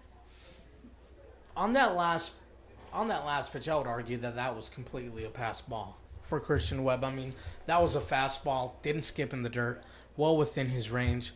Perhaps what it may be is, of course, lack of chemistry, and maybe they have their science mixed up. You know, Christian Webb did not seem ready to catch that fastball. Maybe he was waiting for another pitch. Finally, Infield in now. Infield in now. Even the outfielders, especially out in left, shaded super far in. If Rosas is able to get a hold of this one, it could be extra bases. Here comes the 2-1 to Rosas. Swing and a miss. Big swing there. He just comes up empty. Now it's 2 balls and 2 strikes. And I wouldn't be shocked if, he was thinking the same thing that I just said there, trying to clear that left fielder, maybe trying to find the gap between left and center. Put 2 runs up on the board. The 2-2 pitch just below the knees. 3 balls and 2 strikes. And you've got to know what Charlie Taylor is thinking here. If that pitch gets away from Christian Webb, I'm going. So many pass balls and wild pitches in the ball game so far for the Academy Barons. As the payoff pitch is outside for ball 4. Emilio Rosas, loads up the bases for Orange County as Efrain Cervantes steps in with a great opportunity to once again put this game out of reach for the Academy Barons. He has the bases loaded with no outs in the bottom half of the 4th inning. And these are the opportunities that you have to take advantage of if you're going to try and crawl your way back into the playoff conversation here in the CCL. Big swing and a miss there. No balls and 1 strike. And Chaz, still no movement even up until this point in the bullpen for the Academy. The 0-1 pitch is swung on and missed. It's now 1 ball, or check that, it's no balls and 2 strikes. And it's not like that the Barons don't have a strong bullpen or they're light on arms. It may just be the fact that both these teams have a very busy schedule upcoming, and they don't want to burn more pitchers than necessary. Well, if Jonathan Larigaspala continues to do what he just did there, you can forget about the bullpen and allow the guy to get himself out of trouble as he strikes out Efrain Cervantes with the bases loaded and no outs. And this will be huge for his confidence if he's able to work out of this jam. You've got to imagine that Cervantes is kicking himself there with the bases loaded and no outs. You want to at least draw in 1 run as this pitch is outside of the zone for Diaz. And I'll tell you what, Largaspada is not going to have huge success outside of the zone with Diaz at the plate. He is a very disciplined hitter who has an amazing, amazing baseball IQ. His vision is there as that pitch bounces off the glove of Christian Webb. Not far enough for Charlie Taylor to score in from third base. And I think that's why the 9 spot is such a good spot for Davis Diaz here in this lineup. We always talk about all the big-time power bats, and the power is coming. I think that's the next stage in Diaz's development. But the reality is he gets on base and he doesn't strike out. So that means when you have the top of the lineup with Dwight Allen or if it's Kyle Booker, there are guys on base in front of him that they can drive in. The 2-0 pitch is in there for strike 2-1. And when you read the scouting report on Davis Diaz, one of the notes that is highlighted is his ability to go ahead and hit the ball on a line. He's been able to square up the baseball very well throughout the season, as the 2-1 pitch is a one-hopper towards the right side to second, a one on to first, 4-6-3 double play. Just what the doctor ordered for the Academy Barons. A tough break there for the Orange County Riptide. They strand the bases loaded even when they had no outs at one point this half inning. We head to the top of the fifth, 7-4 Orange County.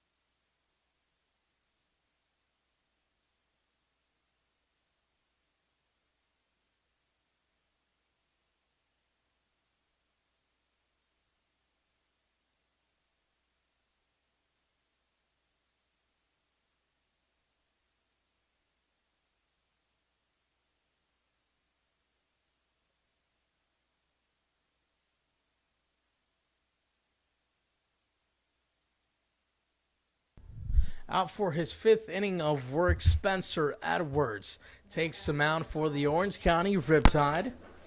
Kemet Brown, who has struck out 2 times already against Edwards, will lead off this half inning for the Barons. It'll be Brown, James Williams, and Darian Mcdowell. A bunt laid down towards the left side, out of play. It snowballs in 1 strike.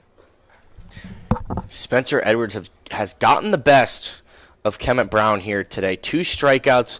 He's done it with the breaking ball in the first at-bat and then did it with the fastball in the second.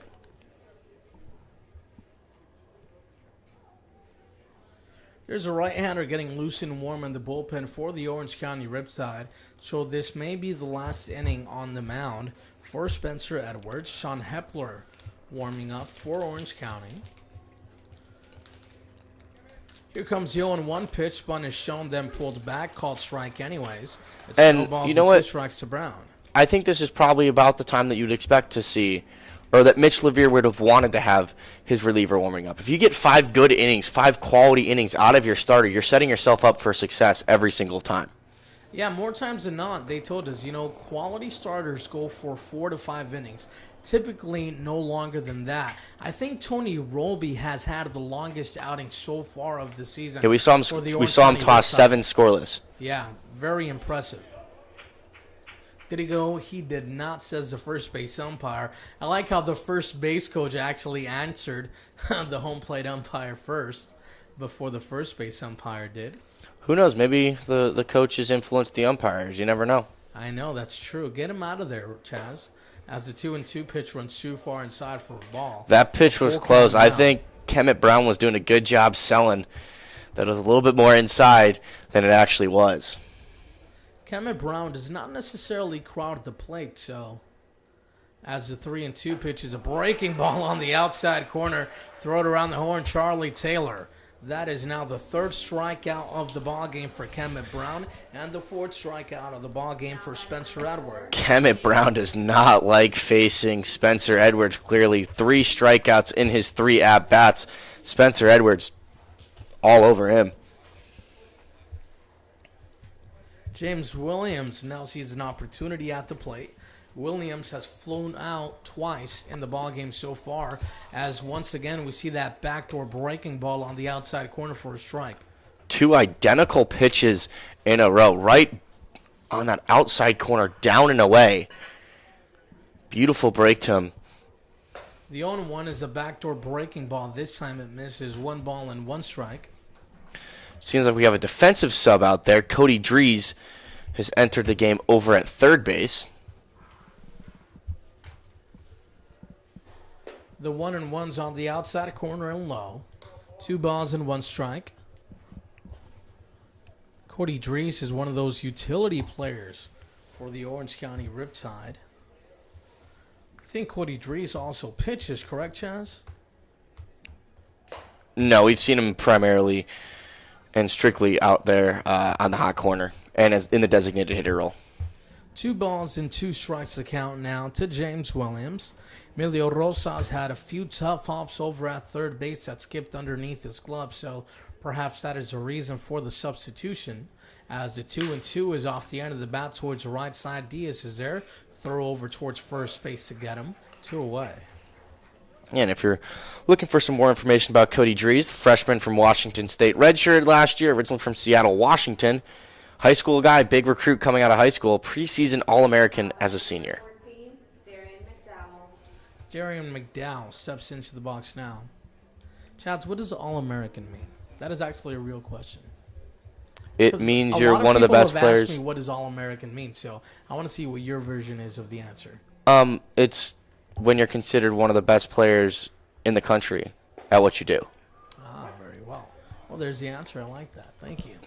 No balls and 1 strike now. The count to Darian McDowell, a man who has posed a large threat at the plate for the Orange County Riptide. But luckily for Orange County, the times he has come up, it has been with the bases empty, as this time he lines out right into the glove of Colton Freeman for the 3rd and final out of the top of the 5th. We head to the bottom half of the 5th inning. The score remains 7-4 in favor of your Orange County Riptide.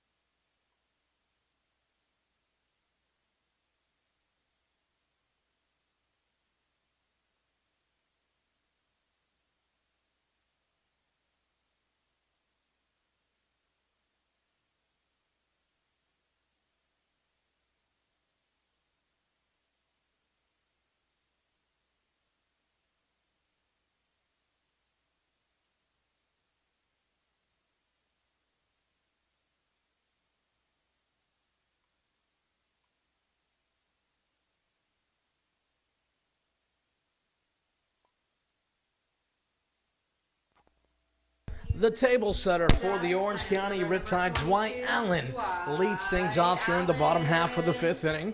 He'll be followed by Austin Krissik and Colton Freeman. Dwight Allen? Espada remains on the mound for the Barons. I was going to say, Dwight Allen having himself a good start to the second half of the league season. 2 for 3 with back-to-back singles in his last at-bats. 1 ball and no strikes now to Allen. Chaz, he is notorious for working the count, and he's done an excellent job today. Has worked out a walk and a pair of singles. As the 1-0 was a bunt, he did go, says the home plate umpire. Now it's 1 ball and 1 strike. And you know, I'm actually surprised that Mitch Levere doesn't call for a bunt with Dwight Allen more often because of that speed is such a weapon. he can beat out a lot of the throws from pitchers and catchers if he lays on a nice bunt. The 1-1 runs too far inside, brushes Dwight Allen back, 2 balls and 1 strike. And Chaz, as they say in the game of baseball, speed kills. It does, and Dwight Allen is the fastest guy on the team. I don't know that by clockwise, but the eye test sure shows that he's one of the fastest and probably is the fastest. And then speaking about the guy on the mound, Jonathan Largaspada really struggled with throwing strikes early tonight in his outing. Dialed it in, forced the double play, and you saw just how excited he was and how pumped up he was to get that double play to end the inning and get out of that jam. And that 2-2 pitch was a really good-looking pitch. And if there's another player at the plate aside from Dwight Allen, because we know Dwight Allen has, this outstanding discipline, you may get one of these Riptide hitters to chase that pitch. So a quality pitch there with 2 strikes, but not a quality pitch here with the full count, as that one sails all the way towards the backstop. So Dwight Allen is aboard for his 4th time today. This is his 2nd walk. And Chaz, as you've mentioned, Dwight Allen has outstanding speed on the base paths for the Orange County Riptide, and he is always a threat to run. This time around, the Tide want to take advantage in scoring these runners they may get in scoring position, because last half inning, they stranded the bases loaded, even after they loaded up the bases with no outs. And in tighter ball games, that will hurt you, and it has hurt the Riptide this season. Looks like we have a sub over at first base. I believe that is Jalen Williams has entered the ball game for Darian McDowell. So that's a big loss for the Barons. We know just how big of a player that he is in the middle of that lineup. We saw the home run a couple games ago, had a hard hit single already today for the Barons. 1 ball and 1 strike now, the count to Austin Krissik, and we'll see if we can get you some updates on the status of McDowell. Randomly taken out of the ball game after that last play, so perhaps he may have injured himself as this one is fouled off the foot of Austin Krissik. And it looks like now we see a right-hander warming up in the bullpen for the Barons. So I wonder if maybe that last wild pitch, which ended up with just being a walk, so didn't really matter, but I wonder if that might be the last straw for Largaspada out on the mound. 1 ball and 2 strikes to Austin Krissik. He flew out his first time up. Then he had a sacrifice fly. He followed that at bat with an RBI single, as that one is behind the hitter. Advancing towards second base, reaching safely, is Dwight Allen. And you know what? I think Largaspada is really just having trouble gripping the baseball. It seems like after every pitch, he's wiping his hand. I don't know if he's a little bit too sweaty or whatnot, but nonetheless, he has not been able to grip the ball at all really here tonight. Yeah, without a doubt, he's been releasing it far too early. So many times we've seen him throw a pitch behind the hitter, as Dwight Allen is playing some games with the pitcher on the mound. Draws a look, but nothing more. Larigaspada still looking at Dwight Allen. Perhaps not too happy with the way that Dwight Allen is dancing around over at second base. He's just doing his job. It's 2 balls and 2 strikes to Austin Krissik.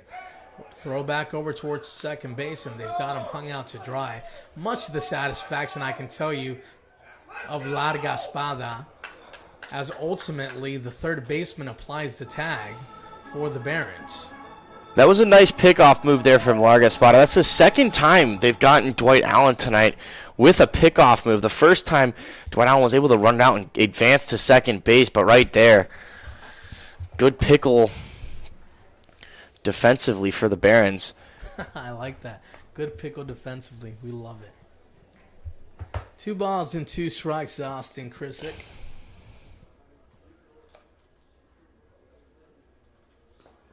Below the knees, 3 balls and 2 strikes now the count. And what do you make of that last play? I mean, if you're head coach Mitch LaVere, are you talking to Dwight Allen about him getting hung out to dry twice already in the ball game, or do you just kind of let him figure that out on his own? It was a mistake there, but I think Dwight Allen might be an exception to a lot of the players in terms of that rule. Walk is worked out there by Austin Krissik. And just because his aggressiveness and his base running and his speed is such an asset and such a threat to the other team, you have to let him do what he does best, and that's challenging the opposition to do things like that, to make plays like what just happened. And he offers so much else going forward, trying to steal bags, being aggressive, getting you free bases and free runs, that I think you just got to let him do his thing. Yeah, without a doubt. And, with that kind of aggression, you often do run the risk of having these kinds of situations come up sometimes during the ball game. But without a doubt, Dwight Allen is one of those runners who he kind of lives in a world of his own, and that's because he's able to dominate so well on the base pass as Colton Freeman falls behind the count at 0-2 He has Austin Krissik aboard at first base. Reed Spenrath waits in the on-deck circle for the Orange County Riptide. Largaspada delivers, swung on and missed, chased by Colton Freeman. A rarity there, a strikeout for Colton, as there are now 2 down here in the bottom half of the 5th. Yeah, we talk about Colton Freeman being such an aggressive hitter. He's an aggressive hitter, but doesn't strike out a ton. He'll be disappointed about that one. Although this might be a matchup that Reed Spenrath might be favoring. Righty on lefty matchup. We know that Largaspada throws some heat. If Reed Spenrath gets one to hit, this ball could be going a long way. That's true, Chaz. Largaspada has been relying mainly on his fastball, and that's perhaps because he hasn't found the grip for many of his other pitches. So the fastball working away from the zone has been what he has preferred to throw, as the 0-1 runs too far inside. 1-1 now the count to Reed Spenrath. Spenrath walked his first time up, then in his second at-bat, he flew on towards left field, and lastly, in his last at-bat, he grounded out.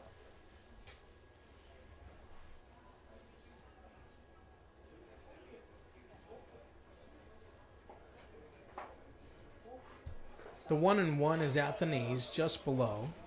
2-1 now the count. Charlie Taylor, the catcher, awaits in the on-deck circle for the Orange County Riptide, keeping the knee pads on just in case. Have you ever put on those knee pad Chaz? For what? For catchers? Yeah, back in the day. Oh, back in the day, in your prime in Little League. Well, you can see why he doesn't take them off, because putting them on is not too fun, as the 2-1 is above the chest, 3-1. Well, in Little League, it's not too bad because the coaches kind of help you. When you're an adult, you just kind of handle it on your own. What, you mean mommy's not out there in the dugout to put on your catcher's pads? No, my mom never did. The coach did. But, hey, I wouldn't mind having my mom in the dugout. 3-1. That one misses this. I'm sorry. I think Jazz swallowed a fly or something. He was coughing. Dude, I don't know what that was. There's just something in my throat there. But nonetheless, the Riptide have 2 men on with 2 outs.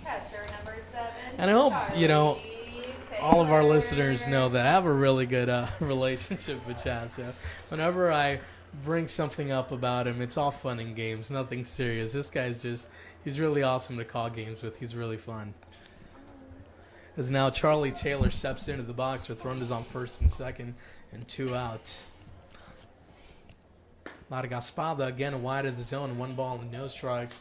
Chaz, you mentioned that they did have an arm getting loose and warm in the bullpen. Might just be a matter of time until we see him. Yeah, he's no longer warming up in the bullpen, so this might be the last hitter with the left-handed Kyle Booker awaiting on deck. Here comes the 1-0 pitch. Outside corner. 2-0. And I think if you're Largaspada, you would prefer your catcher, Christian Webb, to hold the baseball mid out a little bit longer. Perhaps you can buy a call from the home plate umpire when you quickly, get the ball back and throw it over. Not too much of a decision to be made there by the guy behind the plate. As the 2-0 pitch runs too far inside. 3-0. I believe Largaspada has now 5 walks and 1 hit by a pitch. And now this is his second inning of work.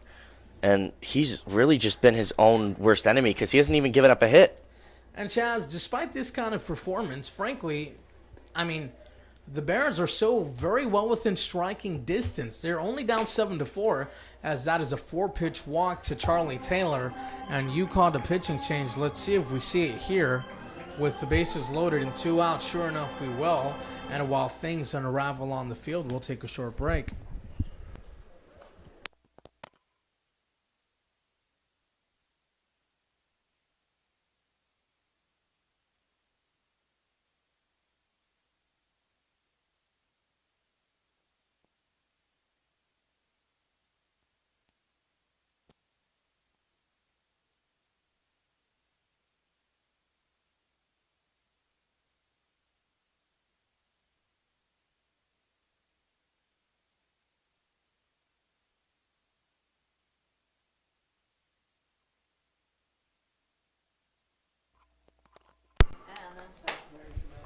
So a short break, but nothing doing. It is still the Jonathan Largaspada show on the mound for the Academy Barons. It'll be a lefty on righty matchup for Kyle Booker. Another great opportunity for the Riptide to add some much needed insurance runs here in the bottom half of the 5th inning. The right-hander out of the stretch delivers. Fastball on the outside half away from the plate. 1 ball and no strikes. Jazz, if you're Kyle Booker, given the control of Larigaspada as the 1-0 pitch, is a bouncing ball towards the right side, so there goes my question, as the second baseman Neighbors flips on over to the first baseman to end the bottom half of the 5th inning. We head to the top half of the 6th, 7-4, Orange County.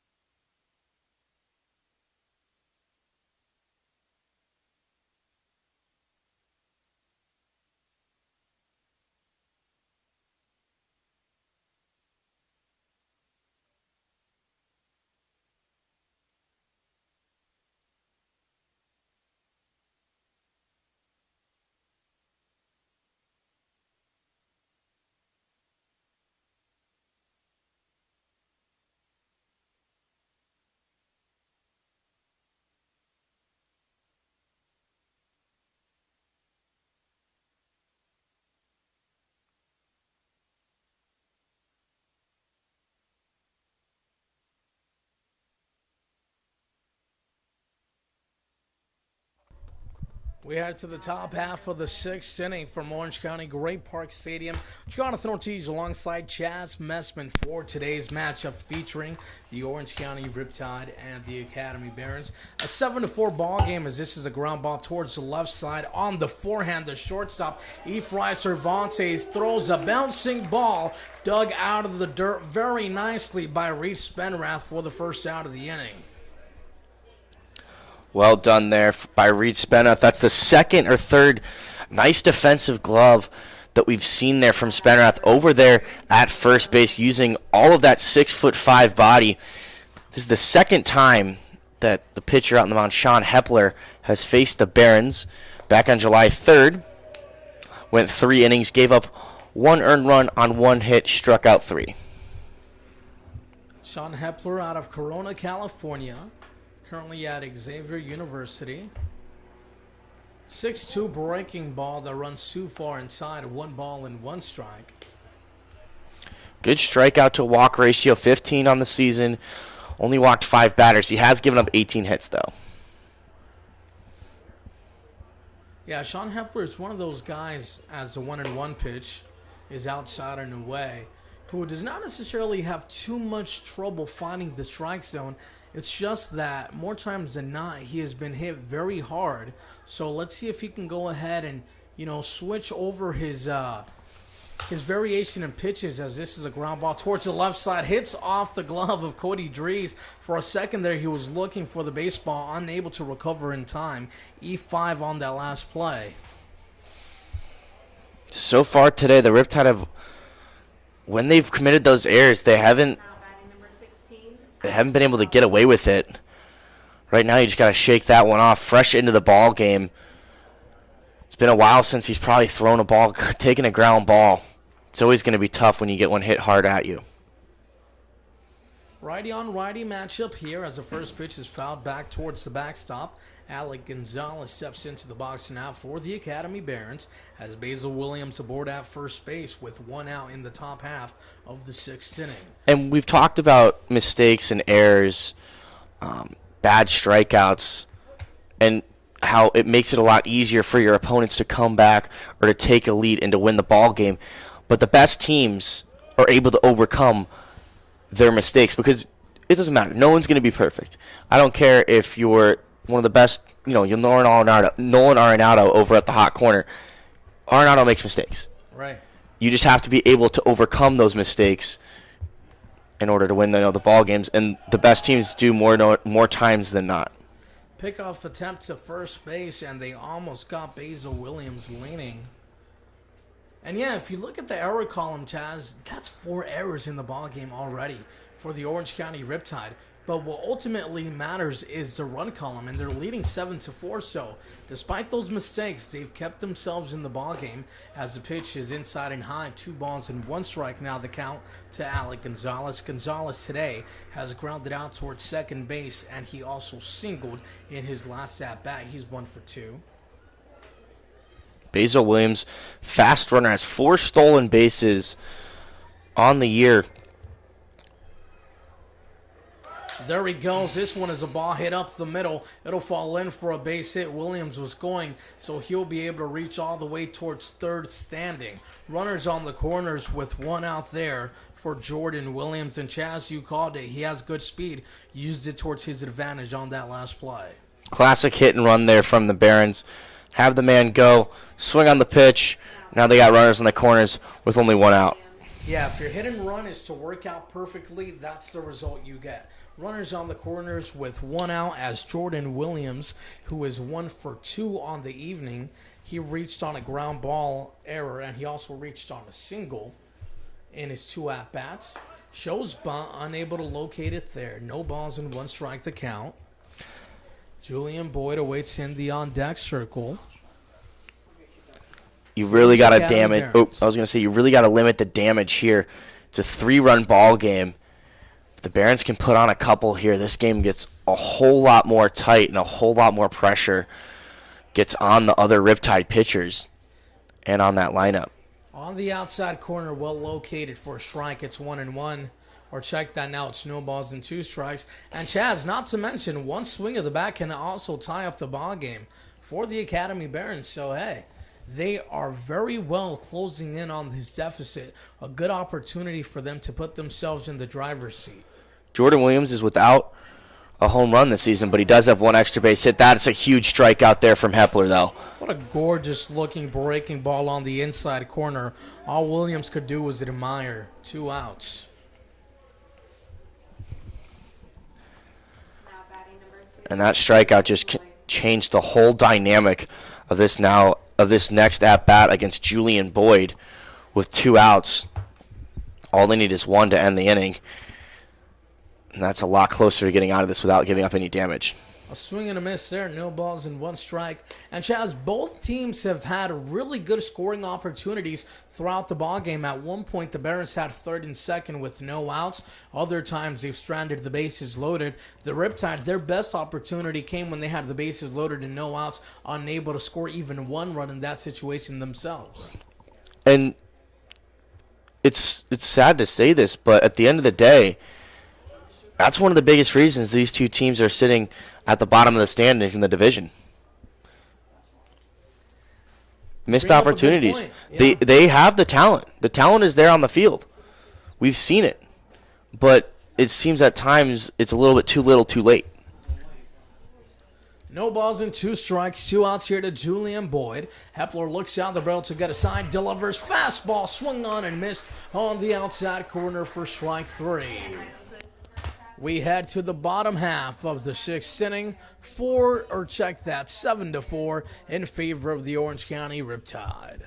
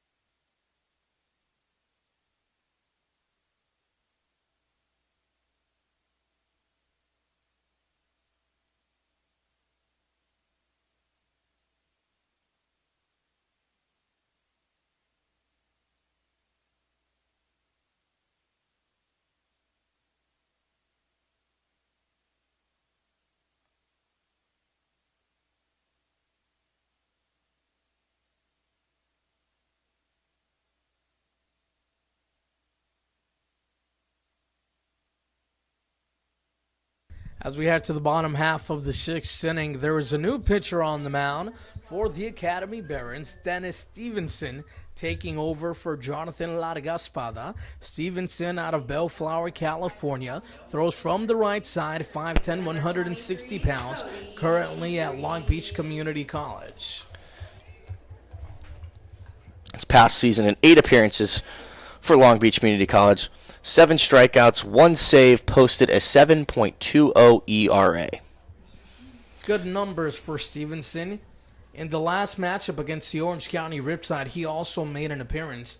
Pitched an inning and 2/3, surrendering 2 hits, walking 1 hitter, and striking out another. Did not surrender a run. This is only his 3rd appearance of the season for the Academy Barons. And now there is a meeting on Quick the mound timeout. and a meeting at home plate. Not too sure what's happening. Chaz, you're smart. Fill us in. I believe the umpire may have gotten hit there, so just a quick little break in the action for him to catch his breath, shake it off. This is the first at-bat of the ball game for Cody Dries. He's another one of those players we're talking about, opportunities for them to try and nail down one of these spots with some of the leavings or the departures of players. Cody Dries is a talented guy, and I think there's a role for him to play on this team with some more play time. He just got to prove it. Yeah, if there is a positive with, cutting down on the players on the roster is that you allow guys who had not seen a ton of playing time an opportunity to see some action on the field. And, aside from the competitive nature of CCL play, if you ask these head coaches, the leaders of these organizations, they're here to win. But many of these players, their priority above anything is getting in those reps. So if they have the opportunity to do that, they'll run away with it gladly. Coming into today, Cody Diaz is hitting 222. He has 6 hits. 4 of them have been for extra bases, all of them doubles. He gets tied up there for strike 3.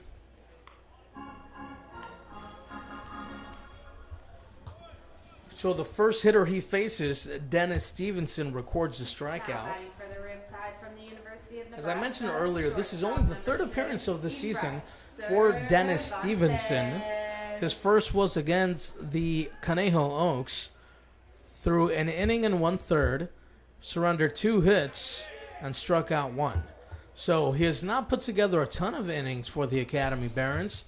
Based on that brief resume, they do not use him for long amounts of times. But let's see how they decide to navigate him today, as the 0-1 pitch is way outside of the zone. 1 ball and 1 strike now to Efrain Cervantes. Cervantes singled and came around to score his first time up. He's followed that with a pair of strikeouts. He's 1 for 3. The 1-1 pitch travels outside and away. 2 balls and 1 strike now to Cervantes. Davis Diaz waits in the on-deck circle.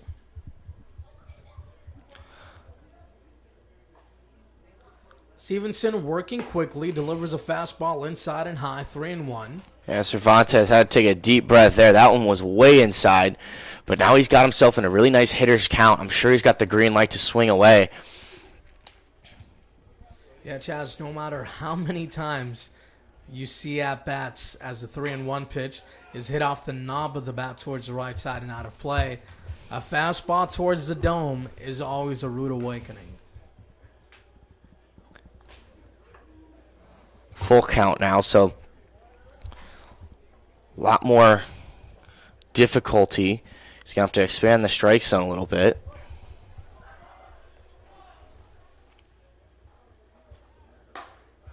Well done. Takes ball 4.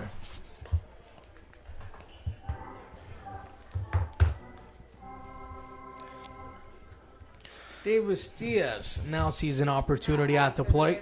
He came up with runners in scoring position as last time up and grounded into a 4-6-3 double play. As a matter of fact, he had the bases loaded with 1 out in that opportunity. Yeah, and that was a poor at-bat, but the one before, he crushed it and hit it off the wall for a double. Yeah, scored 2 runs for the Orange County Riptide then. And that's the game of baseball, Chaz. It's a game where, hey, if you fail 7 out of 10 times, you're considered a really good player. 3 hits and 10 at-bats, that's a 300 batting average.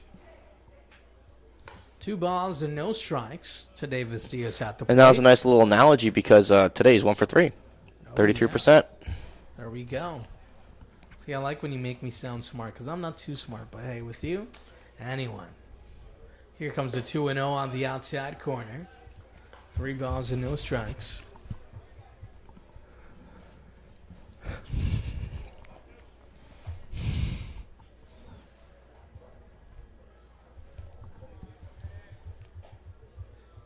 I'd be shocked if he scores. I was going to say, I would be shocked if he swings there. Davis Diaz, not the type of player. And that's so true that you mentioned that. I don't think Mitch LeVere gave him the take sign. It's just something that he does naturally. Here comes the pitch, way outside for ball 4. And now he's rewarded for that patience. Yes, he took a strike, but the very next pitch was not a good one. Now he's aboard with a 1-out walk. 2 runners on for Spencer Servant. Coming in relief of Dwight Allen at the top of the lineup. I think this is, what do you think, Chaz? Do you think this is more so to go ahead and give Servant some playing time? Do you think this is because Dwight Allen was thrown out twice? I don't think that's the reasoning behind it because, anyway you put it, Dwight Allen has contributed to the success of the Riptide today. I think it's just to case of trying to get Spencer Servant some at-bats. Obviously, Mitch Levier trusts him, and his stats back it up. Spencer Servant, the double machine. But this game is still, in Within reach. Yeah, within reach. So this is probably just a way to get him some at-bats, but he trusts Servant enough to be able to come in a spot like this. And that's a big thing that the best teams all have in common. Maybe Mitch sees a matchup down the road or in this at-bat where he thinks, you know what, this guy can really take advantage of it, and I don't have to worry about him being a liability in another instance of the ball game. Yeah, so pretty much the Orange County Riptide have depth, and they're using that towards their advantage here. Yeah, Spencer Servant slugging over 400, has an on-base percentage over 400. So the count is even 1-1, throw back over towards second base. I chuckle because Efrain Cervantes was ducking down, and oh my goodness, whoever's, controlling our scoreboard, you are hilarious. They literally just put up, some Z's on the board and said boring when the player attempted a pickoff. That's the second one that he tried to get over at Cervantes. Oh, the 1-1 is another one of those pitches that was a nice fastball. And I think Webb pulls it in. But yeah, that's a well-located pitch. Close, at least. Just thought it should have gone the way of Spencer Servant. And two-strike hitting is something that Servant talked to me at the beginning of the season that he really wanted to improve on. We've seen some improvement throughout the summer. Let's see what he does here. Here comes the 1-2. Swung on and missed for strike 3. So a big strikeout there for Dennis Stevenson with runners on first and second base and 1 out, as now Austin Krissik will look to capitalize on the scoring opportunity for the Riptide. UNLV designated hitter number 24, Austin Krissik. Today, Krissik is 1 for 3. Had a single back in the third, flew out to center, back in the first and second, walked in the fifth. Righty-on-righty matchup for Krissik. Off the end of the bat, fouled back towards the netting. Has Efrain Cervantes aboard at second base. Diaz at first. Both of those runners reached on walks. Colton Freeman awaits in the on-deck circle for the Orange County Riptide. Austin Krissik looking to add to that RBI count. Already has 2 in the ballgame so far tonight. As the 0-1 pitch is on the outside corner for a strike, 0-2. So Dennis Stevenson, despite surrendering those 2 walks, has been mixing up his pitches nicely. Yeah, he's got a nice fastball slider combination. That's why he was able to get Spencer Servant down on strikes. And now he's ahead against Austin Krissik. No balls and 2 strikes to Krissik. Krissik has a pair of singles on the evening with the sacrifice fly, as this one is outside of the zone 1 and 2, as well as a fly out. So he is 2 for 3 on the evening with a pair of RBIs.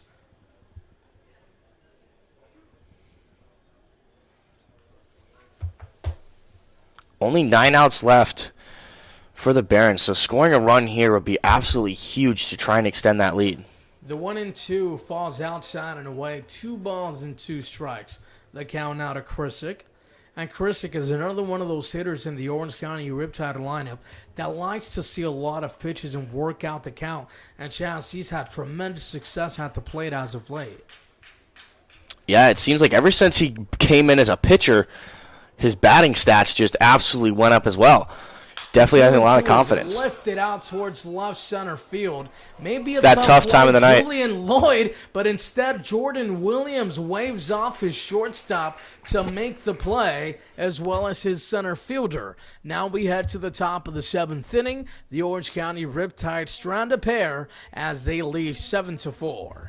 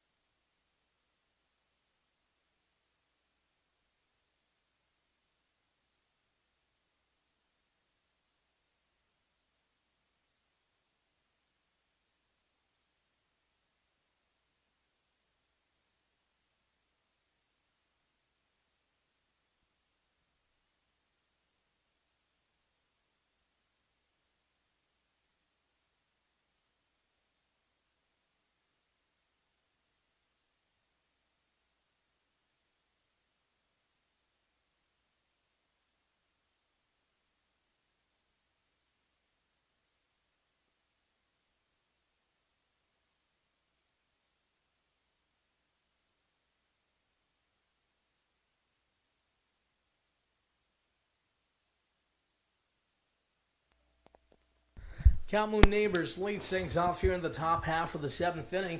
Time is running out for the Academy Barons. If they want to make a run at it, they better do it here. Or at least get started, to say the least. But hey, we're okay if they just... It's definitely within reach. It's a 3-run ball game. We already saw them put 4 runs up in 1 inning. It's definitely not out of the realm of possibility. Oh, this one what is a play. Towards the right side, but Reed Spenrath climbs the ladder and finds the belt. Here we go. I was making a reference to a ladder match in wrestling. Perhaps he didn't get it. Nonetheless, he made the play. You know what? I didn't get it, but Reed Spenrath, I think this is probably the 3rd time that I've said it, 6'5", using every single inch on that one. 1 down. Do you not watch wrestling, Chaz, or did you not, at least when you were younger? You know, I was never really a big WWE fan because it's fake. I get it, but so are movies, so are television shows. Yeah, you still watch. Oh, it's wildly entertaining. I'm not going to say that exactly. I would 100% go to UFC, or I would definitely go to, That comes back to Kemet Brown on the helmet. So, hey, if he can't get on via, a regular... That's Alex Rodriguez.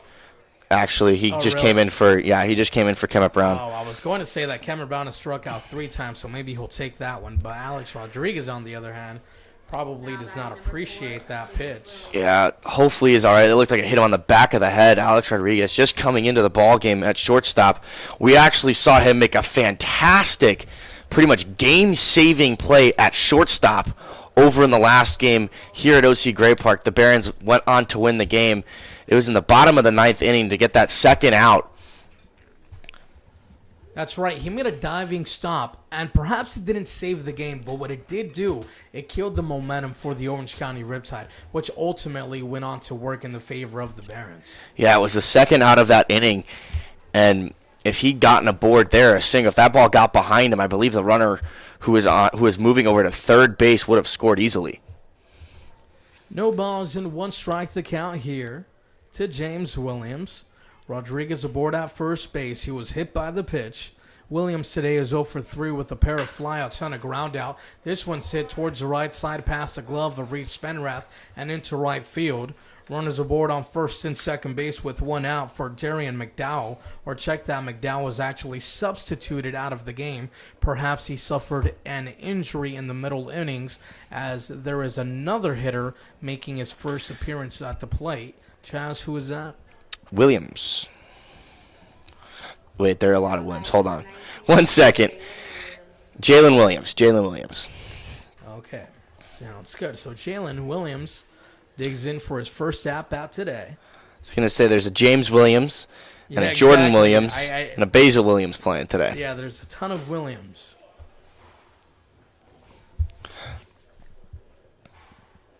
No balls and 1 strike to Jalen Williams. Christian Webb awaits in the on-deck circle. Alex Rodriguez leads off a second. James Williams, the other Williams, leads off a first. 3 Williams in the lineup today for the Academy Barons. As 0-1 pitch is a slider that stays hanging and is hit into center field for a base hit. 1 run will come in to score for the Academy Barons as they trimmed the deficit to 2. And beyond that, they now have the tying run at first base and the go-ahead run at the plate. Yeah, and just like that, this ball game is even closer. And it all started with a little bit of a wild pitch, then goes back-to-back hits. And the Riptide need to try and hold on to this one because this will be an absolute gut-wrencher if they blow it. Yeah, the Orange County Riptide cannot afford to lose any more games. They need to find themselves in the playoffs. With this kind of talent, with all these Division I schools on your roster, there is no excuse for you not to find yourself later on in play. And I think closing out games is something that a lot of young teams learn as the season goes along. But there is a point in the season, and a lot of times that is the All-Star break, when you need to stop doing stuff like that. You know what I mean? There needs to be a point where the maturity kicks in and you start to learn from your mistakes, or else you're going to be made to pay and you're not going to be in the playoffs. Off the end of the bat towards the right side, Spenrath has a play in foul territory. 2 away here in the top half of the 7th inning. Basil Williams 0 for 3 tonight. We saw him show off that speed. He scored a run. a couple innings ago. Basil Williams on the evening is 0 for 3. Flew out towards right field his first time up, then he struck out swinging. And he Actually, no, I am reached an mistaken. It was back-to-back strikeouts from Sean Hepler to end the inning.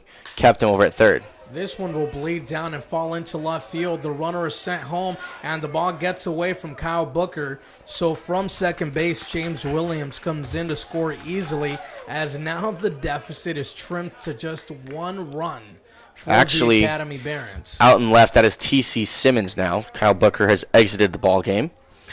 So that's the third substitution defensively for the Riptide tonight.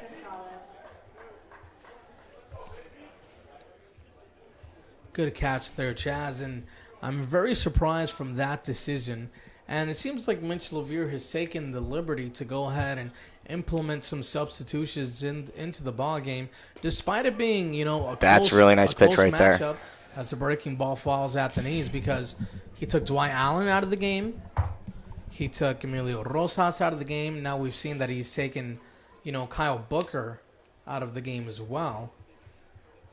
What do you think has gone into those decisions?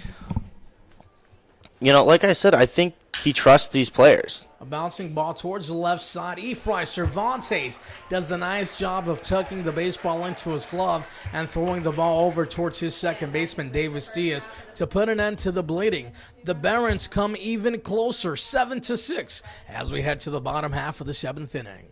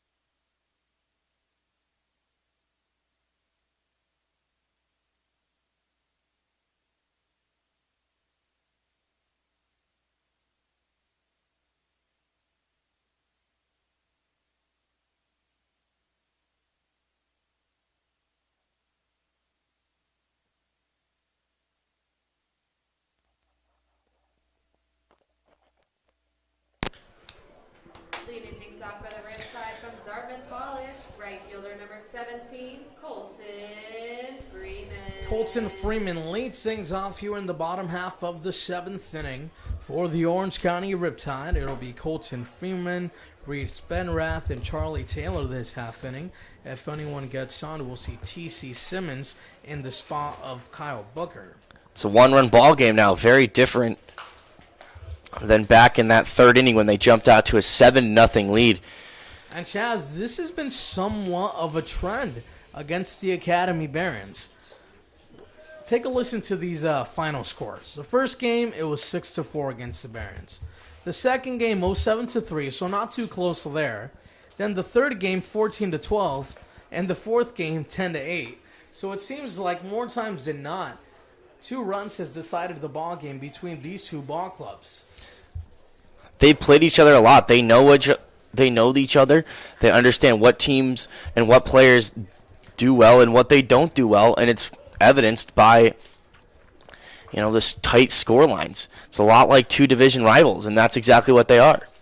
2 balls and 2 strikes. Here comes the pitch. This one is nice ripped out hit towards the left center field gap, and it'll fall in for a base hit. On his way towards second base is Colton Freeman. He'll get there standing. Lead-off double to open up business in the bottom of the 7th inning. Hard hit ball into left field. The left fielder Williams stumbled there, and that allowed Colton Freeman, to extend that into a double. Or do you think that might be scored as a single with an advance? I'm not too sure yet. I'm going to give him a double. I'm giving him a double. I'm giving him a double, too. Double everything. Lead off double. And let's double up our lead. 8-6 is much nicer than 7-6, as Reed Spenrath has an opportunity to put the Orange County Riptide at just that. 8 runs. Throw back over towards second base is nothing more than a fake throw. I'm not too sure what happened. I think Stevenson dropped the baseball on that attempt. I think he was just trying to keep him honest, but didn't want to throw the ball and risk it going out into the outfield and allowing Freeman to take third base with no outs. Reed Spenrath on the evening as he takes a high fastball outside of the zone. 1-0 now the count. Spenrath in his first at-bat walked. Then he flew out towards left field. In his third at-bat, he grounded out. And his last at-bat, he walked once again. So he has a pair of walks on the evening. He's ahead in the count here at 1 ball and no strikes. The right-hander delivers the pitch. Outside fastball swung on and missed. 1-1 now the count. I think Spenrath just missed that one. That pitch was over the heart of the plate. Spenrath, a really good pull hitter. It's a matchup he would like against this right-hander that throws a lot of fastballs. Here comes a 1-1 pitch to Reed. Outside and away, 2 balls and 1 strike. During the game against the Barons, the last time these two teams faced each other on July 11th, Reed Spenrath had a very good performance. He went 3 for 5 with a walk and an RBI.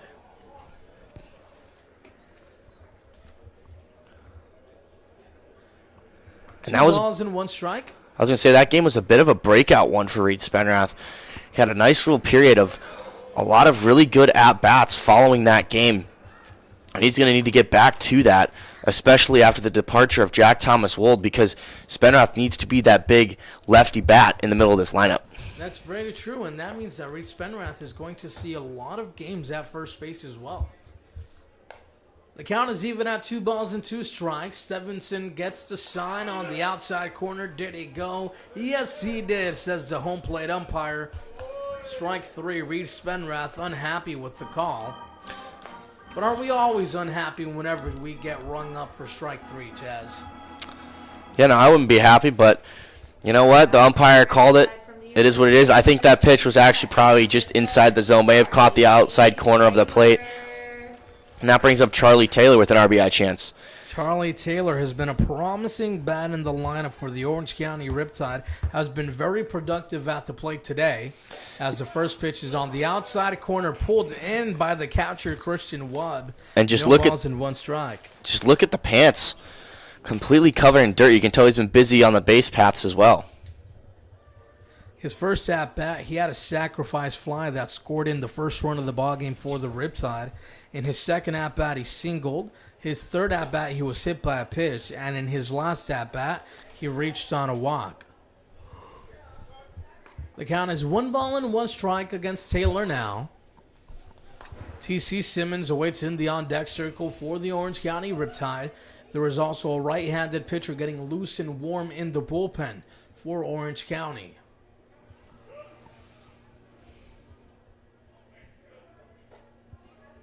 Here comes the 1-1 pitch. Breaking ball. Flied out towards left center field. Alex Rodriguez on the outskirts of the grass makes the play for the second out of the inning. That pitch was over the plate. Taylor just got underneath it. Rodriguez does a good job to get underneath the ball. 2 down. So the Riptide with yet another opportunity to score, and they are on the verge of potentially failing once again. Colton Freeman opened up this half inning with a double towards left center field. That's been followed by a strikeout and a flyout. as now TC Simmons is looking to play hero for the Orange County Riptide and cash in their 8th run of the ball game.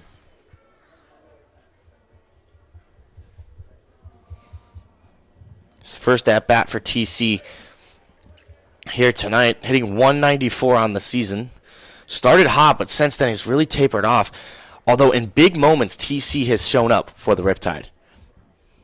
Driven in a couple of really key runs. Worked out some really nice at-bats in tight ball games in the later innings. 1 ball and no strikes, the count to Simmons at the plate. Righty on lefty matchup should favor Simmons this time around. Stevenson gets to sign, delivers a 1-0 pitch. Outside fastball once again, 2 balls and no strikes.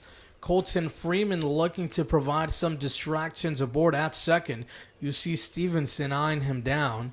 Freeman does not have a huge lead, but what he does have is a huge character. So, hey, I wouldn't be surprised if we've seen him dancing around and drawing some attention his way. And we've seen that be effective, but we've also seen it come back to haunt some players. Flied out towards left field. Jordan Williams camps underneath that one to put an end to the threat. Once again, the Orange County Riptide strands a runner in scoring position as we head to the top half of the 8th inning. 7-6, Orange County. Hey, Riptide fans, it's time to pick.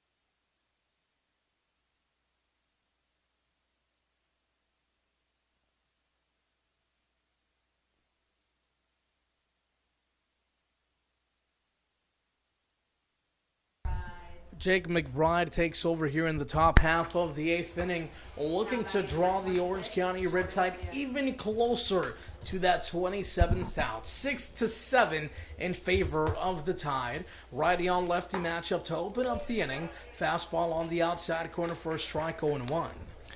His last time out was against the Barons. Really nice outing. Pitched 2 innings, only gave up 1 hit, struck out 4 batters. Jordan Williams at the plate. He'll be followed by Julian Boyd and Camus Neighbors. If anyone gets on, Alex Rodriguez will see an opportunity at bat. McBride ahead in the count at 0-1. This one is slapped foul towards the left side and out of play. Well, with back-to-back fastballs there, he likes to establish control in at-bats with that fastball. Let's see, facing the lefty. We'll see if he tries to go with that changeup down and away. That's his strikeout pitch to left-handed hitters. No balls and 2 strikes. The count here to Williams. Williams struck out once today. That was in his last at-bat, as this one is flared out towards left field, but right into the glove of T.C. Simmons for the first out of the top of the 8th. 5 outs away now. It's really important for the tone, I think, of the rest of this second half of the season for them to close out this ball game. If they let this one slip, the mentality, it's just, it continues, and losing can become a habit, and you don't want that to happen. Winning is also a habit. Being able to close out tight ball games, even when you're maybe not at your best, winning is how it's what good teams do. And winning is a good habit above all. 1 ball and no strikes to Julian Boyd. Jake McBride actually faced the Barons last Sunday on July 9th. 14-12, as we mentioned earlier, was the final score of that matchup. For McBride, he threw 2 complete innings, surrendered only 1 hit while striking out 4 hitters. He's down on the count at 1 ball and no strikes, delivers an outside fastball to even up the count at 1-1. Julian Boyd on the evening is 1 for 3 with a triple. That was a really nice located fastball right on the outside corner of the plate. Here comes the 1-1 pitch. Breaking ball that swung on and missed. 1 ball and 2 strikes now to Julian Boyd. Jake McBride doing a nice job of getting ahead in the count. And he's going to pound that outside zone against the left-handed hitters. It's either be changeup or fastball down and away or breaking ball backdoor. The 1-2 is an outside fastball that just misses the black. The count is now even at 2 balls and 2 strikes. And you know, in a 1-2 count, I don't mind throwing a pitch just outside the zone. Try and get the hitter to chase and get that second out of the inning. We'll do it again, this time at 2 balls and 2 strikes. Breaking ball fouled off the netting. Time to reset. I think that pitch ran a little bit inside of where Jake was aiming. You could see Charlie Taylor was lined up on the outside part of that plate. That slider just ran too much inside. He got away with a bad pitch there. McBride is making his 8th appearance of the season for Orange County, as the 2-2 is fouled off once again in the same location. Julian Boyd doing a good job staying alive here in this at-bat. There have been a couple of really nice pitches from Jake McBride out on the mound, and Julian Boyd has been able to keep himself in it. We'll do it again now, 2 balls and 2 strikes. McBride gets the sign. The right-hander delivers, laced towards left center field, but Spencer Servins is well located for the second out of the inning. Hard hit ball out towards center. Servin did a good job, took a good angle to get that one because, the exit velo on that, pretty high. Without a doubt, that was the sharply hit line ball, or line, I'll check that, by Camu Neighbors. Or Julian Boyd, as Camu Neighbors now steps into the box. 3 straight left-handed hitters McBride's now faced. Ground ball towards the left side, through that hole, and into left field for a 2-out single. All right, so this brings up Alex Rodriguez with the tying run now on base. And I think it's absolutely crucial that Jake McBride ends this inning with, or ends at least this half inning with this at-bat right now. And Alex Rodriguez was not welcomed too kindly into the ballgame in his first at-bat. Took a breaking ball off the helmet, as this one is well located on the inside half. Nice front door slider. That right-handed hitter just can't hit that ball. Good size lead by Neighbors over at first base. Charlie Taylor's now keeping an eye out on him. You know, Charlie Taylor's got a good arm behind the plate. Camu Neighbors can run. We've seen Charlie Taylor already show off that arm today. The 1-1 pitch is outside. Taylor throws down towards second base. There it is again. Oh, man. Neighbors, you are out for days. Here we go. We head to the bottom half of the 8th inning. 7-6, Orange County.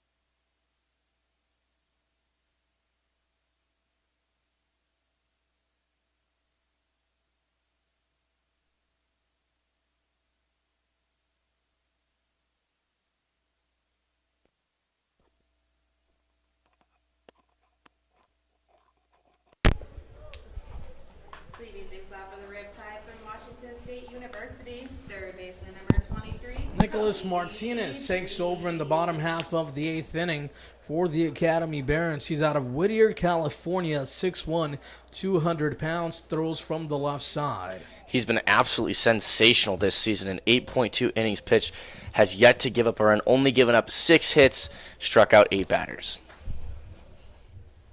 He'll be tasked with facing Cody Dries, Efrain Cervantes, and Davis Diaz. If anyone gets on, Spencer Servin will get an opportunity at the plate. A lefty on righty matchup to open up the bottom half of the 8th inning, as this one has popped up a mile in the sky.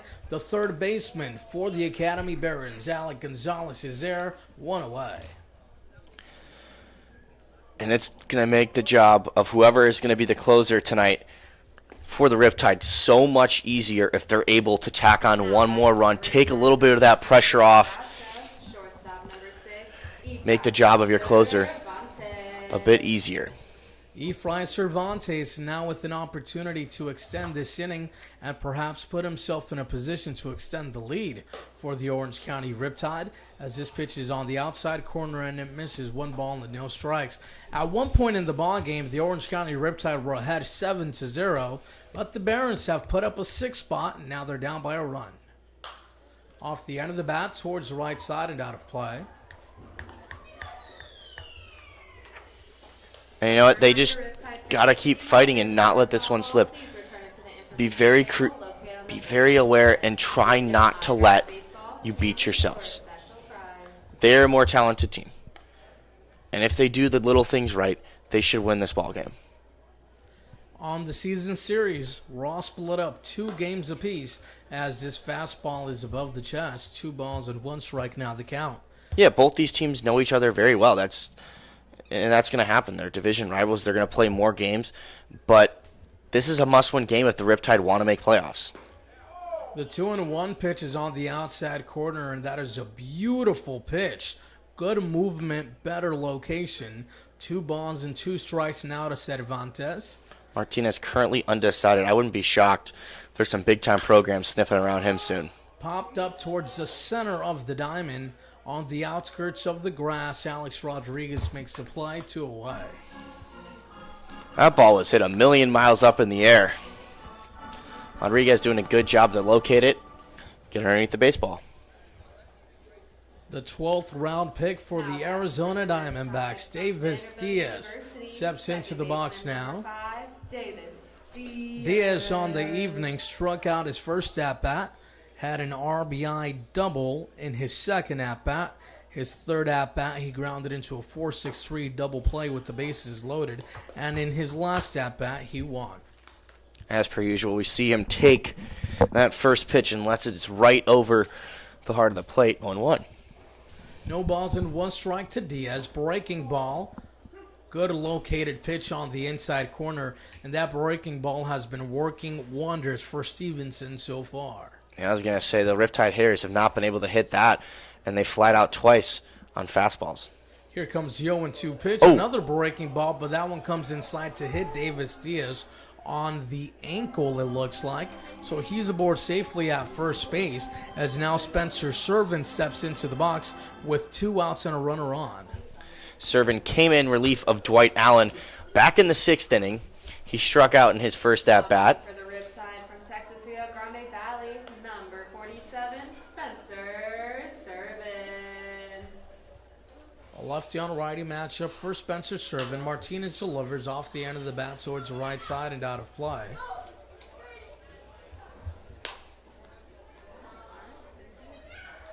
It's a good opportunity for Spencer Servin to try and put this ball in play. We saw them go with the hit and run that last at-bat. Davis Diaz was already on his way, not necessarily known for stealing bases either.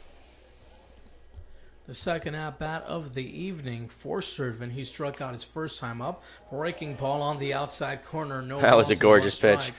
That was a gorgeous pitch. 12-6, just catching the outside corner.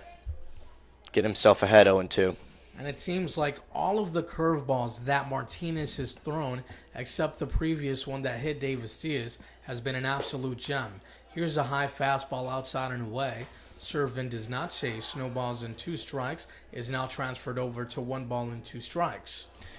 That was definitely a try and swing and miss pitch. That was always the plan. He was not going to throw that ball over the heart of the plate at all. Here comes the 1-2 breaking ball. This one is hit down the line and foul. Spencer Servin able to square it up nicely, just unable to straighten it out. Just a tad bit out in front of that one. The hanging curve.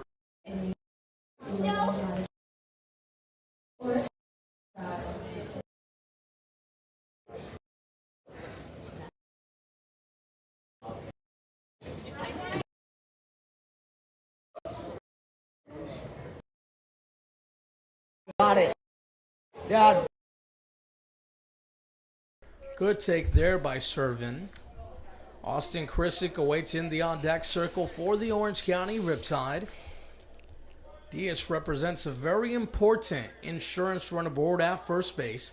7-6 to score. We're in the bottom half of the 8th inning as the 2-2 is fouled towards the hitter in the on-deck circle, and the count remains 2 balls and 2 strikes.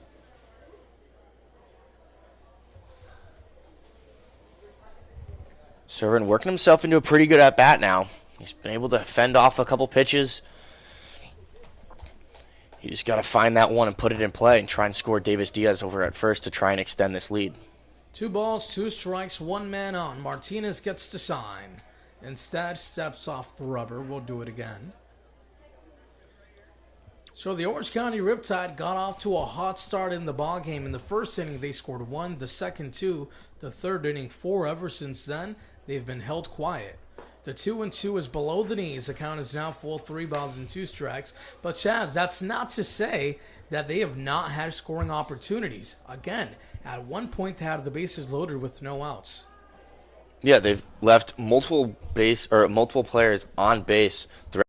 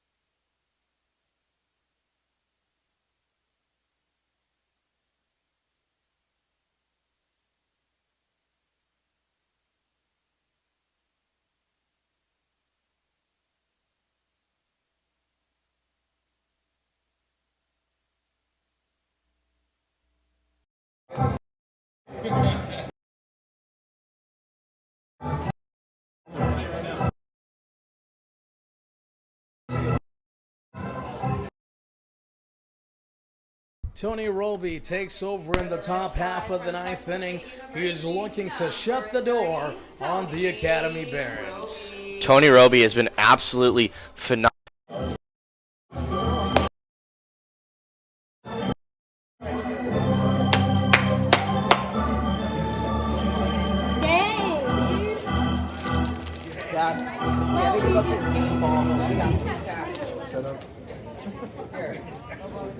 Now batting number 36, Alec Gonzalez.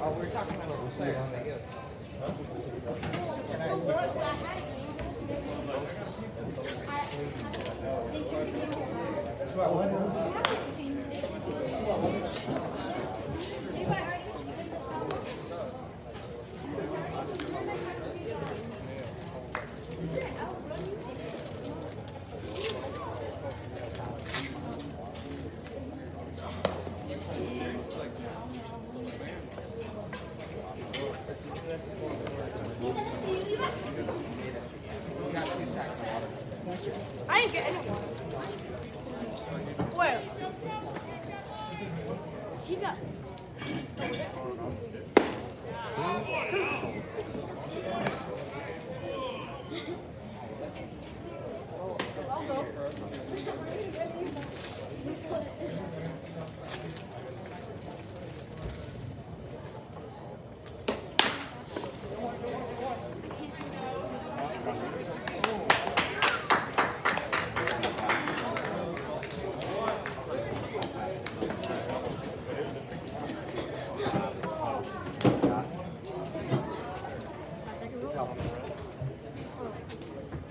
I'm so water. I need water.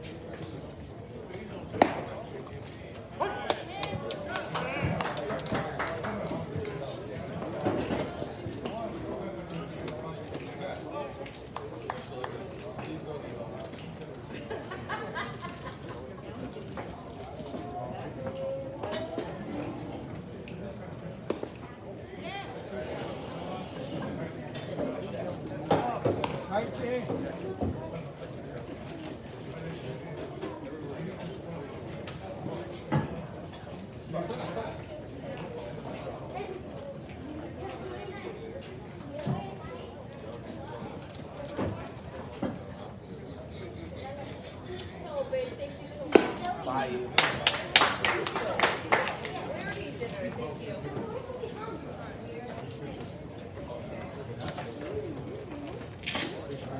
Yeah. Can we come Sunday night? Not quick.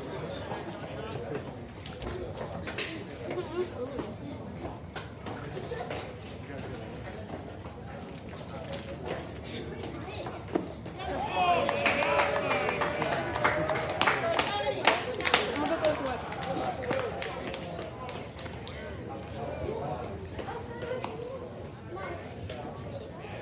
Stretch it.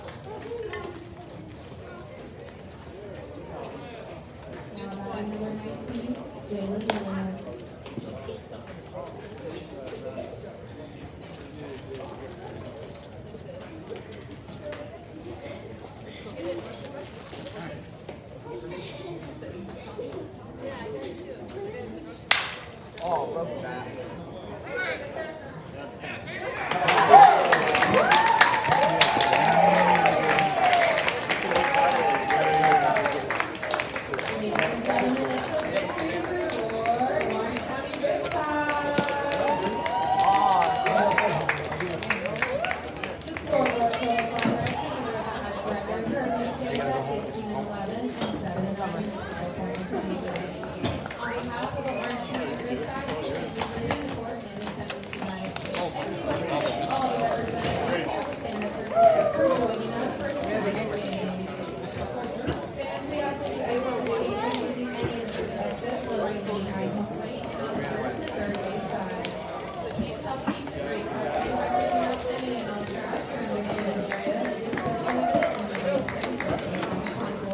Are we? Would it be alright if we did PP again, or did that cause trouble? What? If you would like to meet the OC